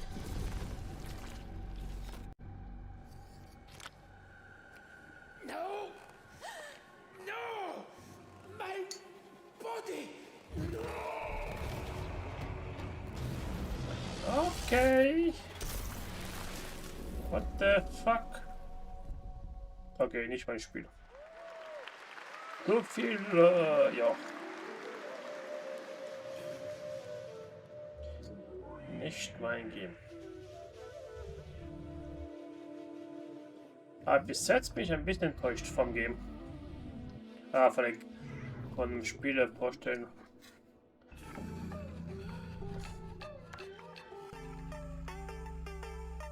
Keine Ahnung. Aber ich hatte mehr erwartet vom Game Opening. Mehr interessante Spiele.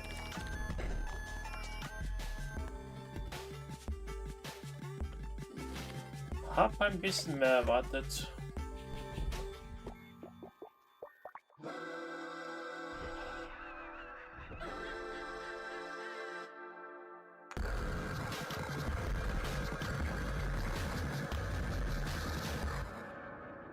Pony Island 2. Jo. 704. What a wild trailer from Daniel Mullins up in Vancouver, Canada, creator of Inscription. That was Pony Island 2, Panda Circus, described as a voyage through time, myth, divinity, and video games. All right, now it is time for some animal combat. Keine Ahnung, Sinos. With that Gravhounds, right? Habe ich zum ersten Mal gesehen. From China-based TI Games comes Zoopunk, a 3D diesel punk action RPG starring a playable rabbit, rhino, and chipmunk. Wow. I know. Tonight we have the first look at Zoopunk's squad-based combat systems, including the potential fourth hero. There's another animal, Shocks, who fights with a long blade. There's even more. That's not all. You'll also want to keep an eye out for the marmot and otter bosses, too. Witness the wild world of Zoopunk. Zoopunk, jo. Wobei... Ah, das Spiel. Okay, das habe ich mal gesehen, glaube ich. Let's go save the world. No. I'm gonna smash this rotten world into pieces. Der hatte... sag mir was.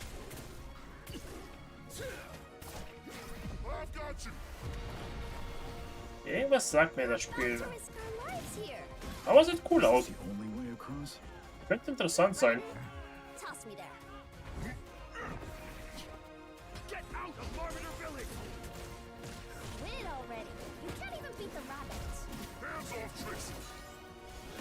Könnte lustig sein. Genau, Fist, genau.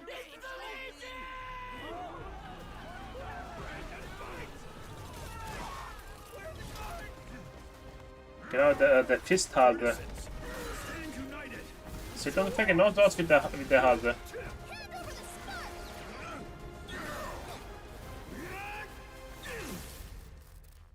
Super.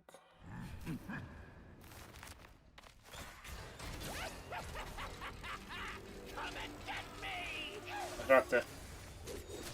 This, the hope of the world.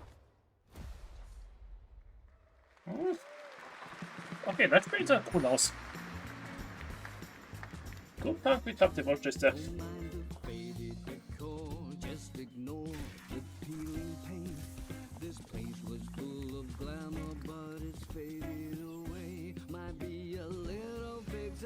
Es kommt ja das Might of Heroes 3 Remake raus. Das kommt ja raus. Also normale Spiele. Ich glaube nicht, dass noch was rauskommt. Ich glaube, solche Spiele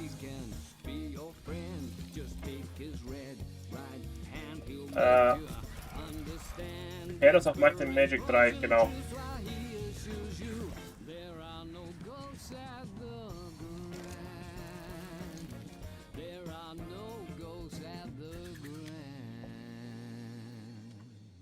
Das Spiel habe ich auf das Team mal gesehen.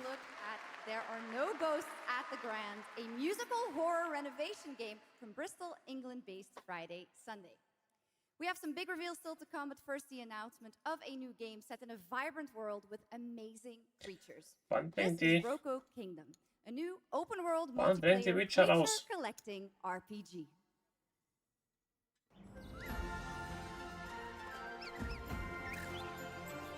Wann kommt Witcher?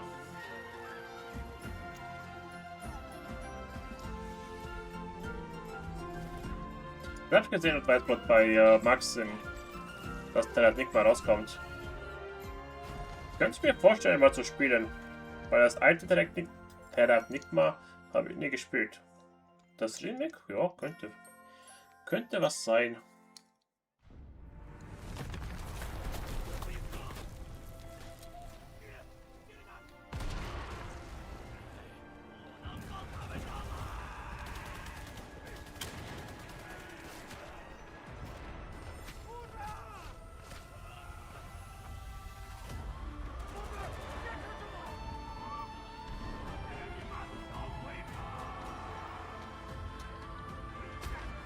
Macht sie nicht da.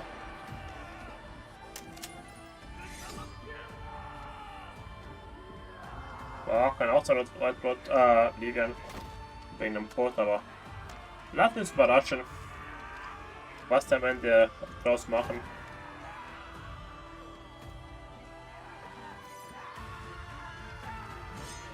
Lasst uns überraschen.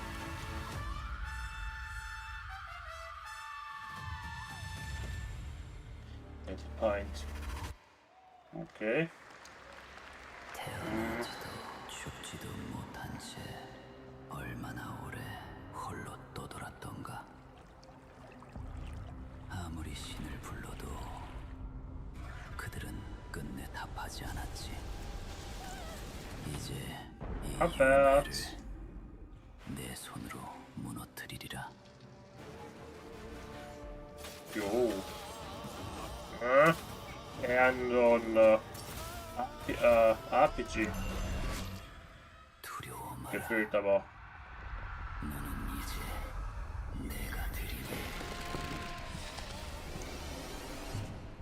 Terrets Armband.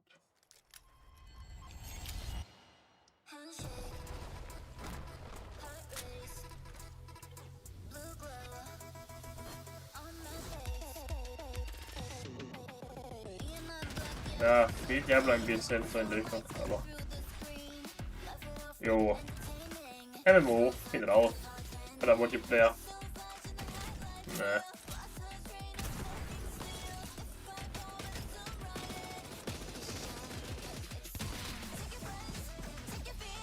Okay, ein bisschen wie Fortnite. Bauen und so eine Scheiße.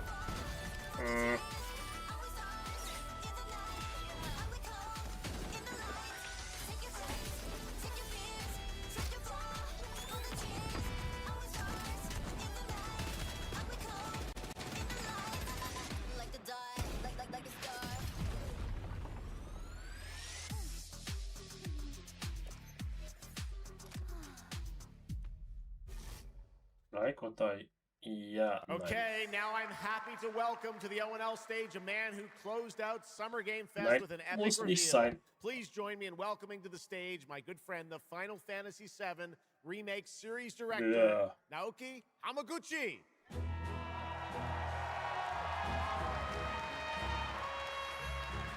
Like und ja, total beschrieben.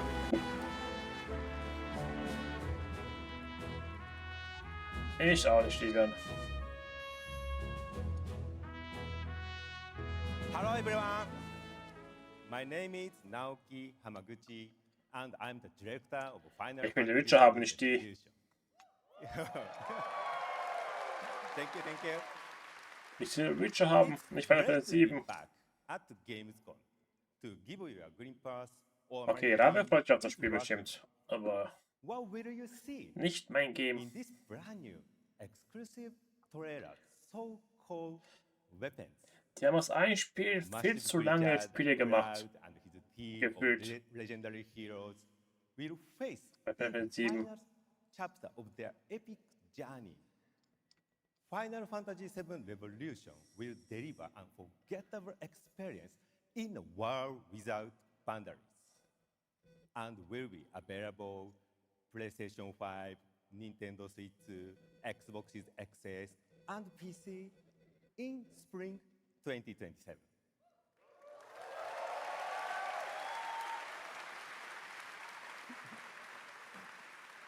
Thank you so much for all your support and excitement. Jo.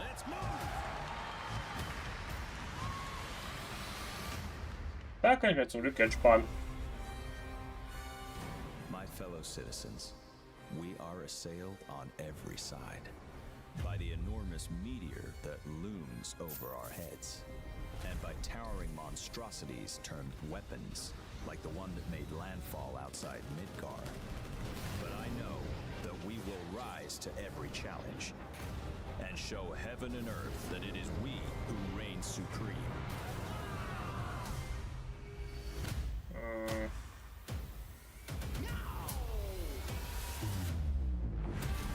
You said weapons are guardians of the planet, right?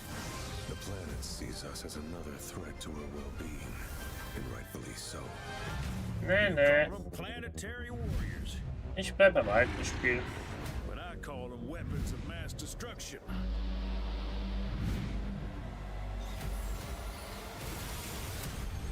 Only one thing to do.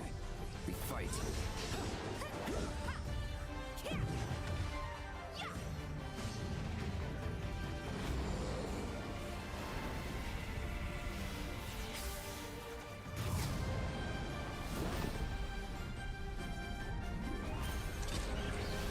Taking down weapons, hunting materia. Way overdue for a day off.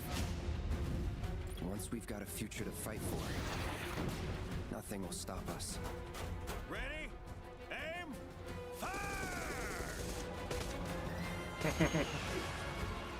We'll finish this together.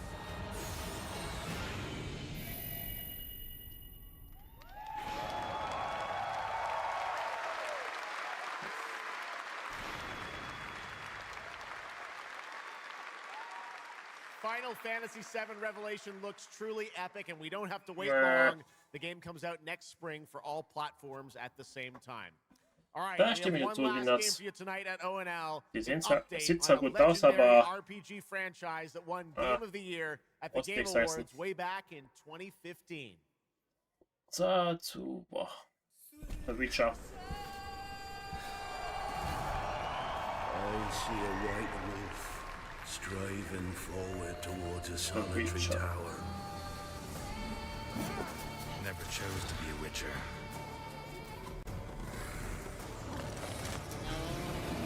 Fate chose for me.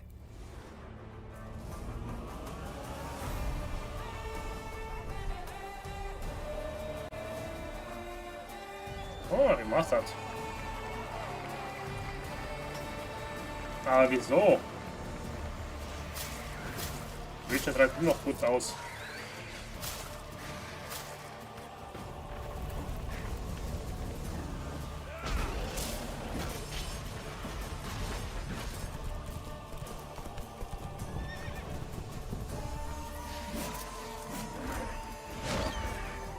Sagen wir so. Oh, das sieht ja ein bisschen geil aus.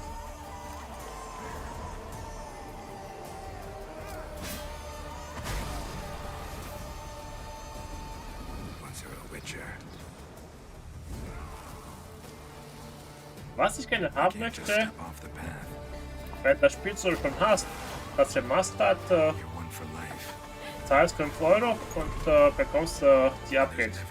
Ah, geil, nehme ich die Upgrade.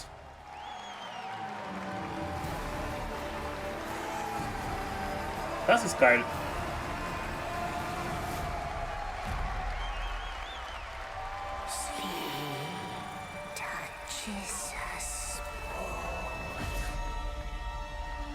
Und wenn ich das habe, yes. Die Upgrade.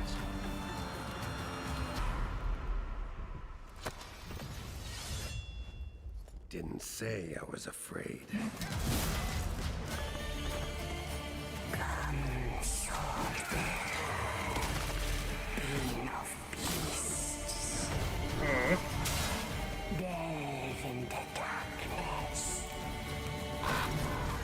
Noch besser. See the truth of Letton's beauty. Garden demands blood, so we'll give it blood.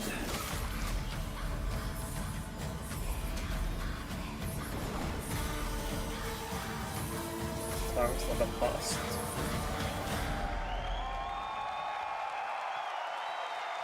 Nur das Tolle an Witcher 3 ist, es ist arg lang. That's right. How about that? Free upgrade. Free Das Spiel ist remaster. arg All right, lang. now joining us to talk all about the Witcher 3 news, please welcome the level design lead from CD Projekt Red, Miles Toast. Weil ich weiß noch, wie ich auf der PlayStation gespielt habe, Witcher 3. Das hat gedauert. All right, Miles, you brought down the house with that news of the free remastered. This is definitely a surprise, and it's coming out in just a month, September 29th, to PC and consoles, including Switch 2 and even Battle.net. Lots of features in that trailer. Tell us which ones stand out the most to you. Oh, wow. So you can tell that the team definitely poured their hearts into this one, right? And it's a huge privilege for me to stand here and represent them. Thank you for the trust, guys.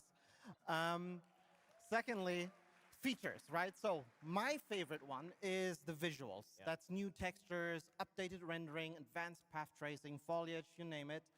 Geralt has never looked as good, even after all those years of retirement.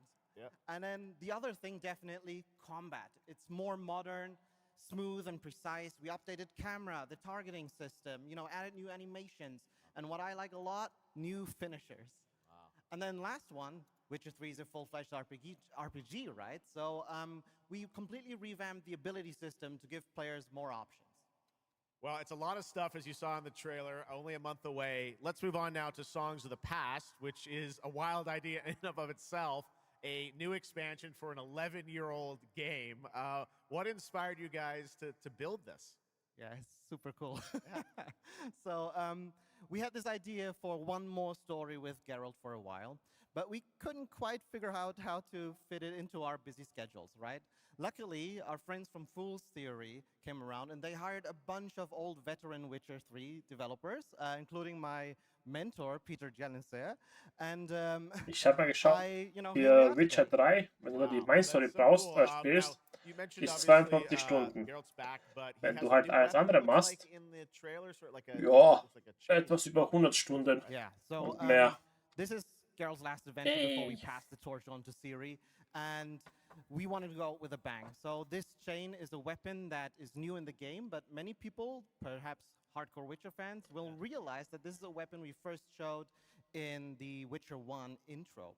And we will talk about that and many more things here at Gamescom, so please kindly come by our booth or watch our Red streams that will happen every day. That's right. I know you have an extended demo that these fans will get to see at the booth. Tell us a bit about, everyone wants to know the content of the expansion, the new region, Letton. Who inhabits it? What lurks below the surface? So Letton is a whole new, unique region that has a unique identity like the other regions in the game. It is filled with quests, new monsters, adventures, and exploration, just like the things that Witcher fans love. But it's an almost uncannily idyllic place that, however, has a dark secret Kann ich vorbeilaufen an Fragezeichen bei Witcher. As it is a Witcher game, this kind of secret requires a true professional Witcher to solve. Well, Bei mir bei Witcher war immer so gewesen, so Fragezeichen, Fragezeichen, Fragezeichen, Fragezeichen, Fragezeichen, Hauptstory, egal, Fragezeichen. Und irgendwann mal kam die Hauptstory dran. You have some news for people about the other expansions as well, right? Yes, so this is super cool. I can say today that tonight, both of our previous expansions, Hearts of Stone and Blood and Wine, will be free for everyone who owns the base game. And this is a great opportunity for, yeah, right? Just giving away all the free stuff tonight. Oh, das ist geil. Wenn du halt die Dinger nicht hast, ist frei. Die 2 DLCs. So, and this marks a great opportunity for people who have perhaps only played the base game, right, to jump in with the improvements from the remaster update. Ja, Witcher 4 will ich auch gerne spielen mit Siri. Before we ship the Songs of the Past sometime next year. Wow. Well, I got to say, a lot of amazing Witcher news today. Thank you very much, Miles, for joining us. And we'll ja, das ist auch dann. Thank you. All right, Miles from CDPR.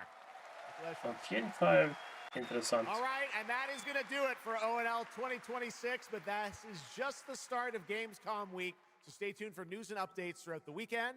And of course, we will see you again on December 10th, live in Los Angeles for the Game Awards 2026, where we will celebrate the best of the year, crazy year, and see what's next with a lot of brand new game announcements and surprises from the world's top game development studios.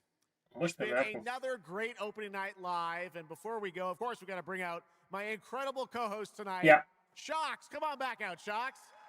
Ein bisschen leiser. Did you do such a great job? Ja, wer das Base Game hat und nicht die DLCs hat, bekommt jetzt die 2 DLCs sozusagen gratis dazu. Ist nicht mal schlecht. Also Spaß, Geld. Let's go. All right. Good night, everybody. Bye. Thank you so much. Good night. Boah. Ich hab mehr erwartet. Sei mal ehrlich. Von dem. Ja, jetzt ist vorbei. Deswegen, boah. Ich habe wirklich von dem Opening ein bisschen mehr interessantere Spiele. Weil die meisten Spiele, die vorgestellt worden sind, hat man gekannt. Die neu waren, die waren scheiße. Oder nicht interessant. Oder Multiplayer in die Richtung. Also ist nicht wirklich Spannendes dabei gewesen, wo ich sagen muss, so. Wobei das mit 1001 Nacht, das sah cool aus und das Warlock. Ja, Perry geht bei Motorshot 2 gut von der Hand. Ist wirklich gut gemacht beim Spiel. Ganz gut also sagen, gut parieren. Deswegen, bei Tide of Annihilation haben wir schon auf die Wunschliste. Die 1001 Nacht wird draufkommen. Warlock wird noch dazu kommen. Also 2, 3 neue Spiele kommen auf jeden Fall dazu auf die Wunschliste, aber alles andere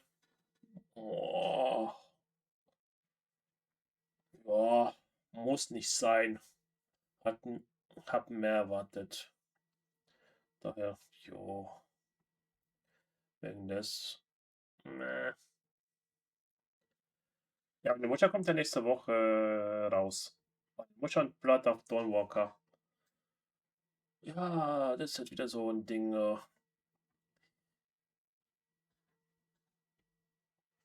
Ja, Tides Exodus war noch interessant, was ja in April rauskommt.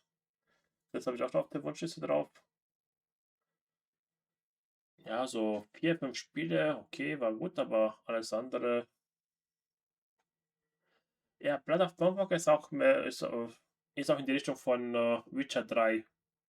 Weil wie du gesagt hast, Witcher 3 war eh nicht dein Spiel gewesen. Es geht halt in die Richtung von Witcher 3. Man muss es mögen, die Richtung. Daher. Ja, die Gacha-Games, da bin ich raus, bin nicht so der Fan davon. Ist nicht mein Geschmack, kann man sagen. Aber, jo. Bestimmt für andere war es bestimmt was Schönes dabei gewesen, aber wie gesagt, habe ein bisschen mehr erwartet. wenig bekommen. Ja, das kann man auch machen. Einfach Gacha sein lassen und einfach so spielen, wie du willst, ohne was zu machen. Das ist auch in Ordnung.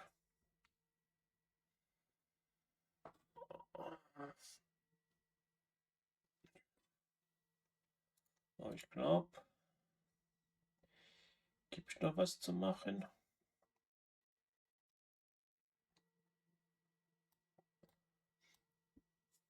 Oder beziehungsweise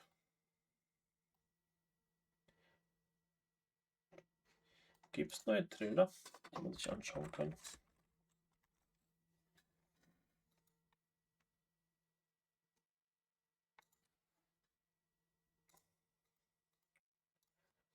Schreiben wir auch gut.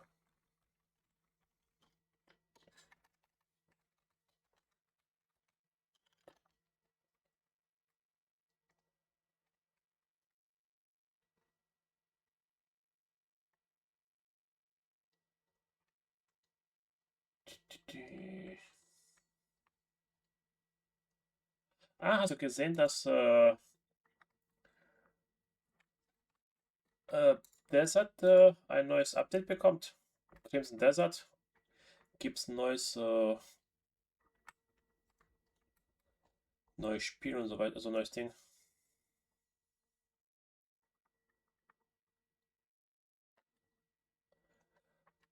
Kommt neue Sprachen und so weiter dazu rein, so. Für Subsi wird bestimmt interessant sein, das Game. Aber wie gesagt, ja.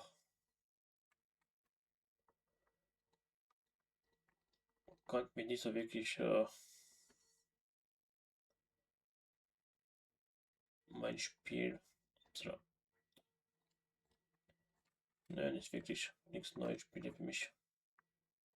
Die neuschlicken. Von dem Schar. Deswegen, ja. Überarbeitung, alles Mögliche. Ist auf jeden Fall. Kann wieder bestimmt ein bisschen Zeit da verlieren in dem Game.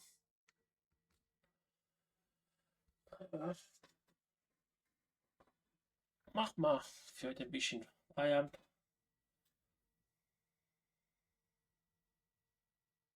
Okay. Also schon ein Enhanced-Spiel. Vielleicht ist automatisch aktualisiert, so rum. Vielleicht haben die schon aktualisiert, das Game. Muss man wieder früh aufstehen.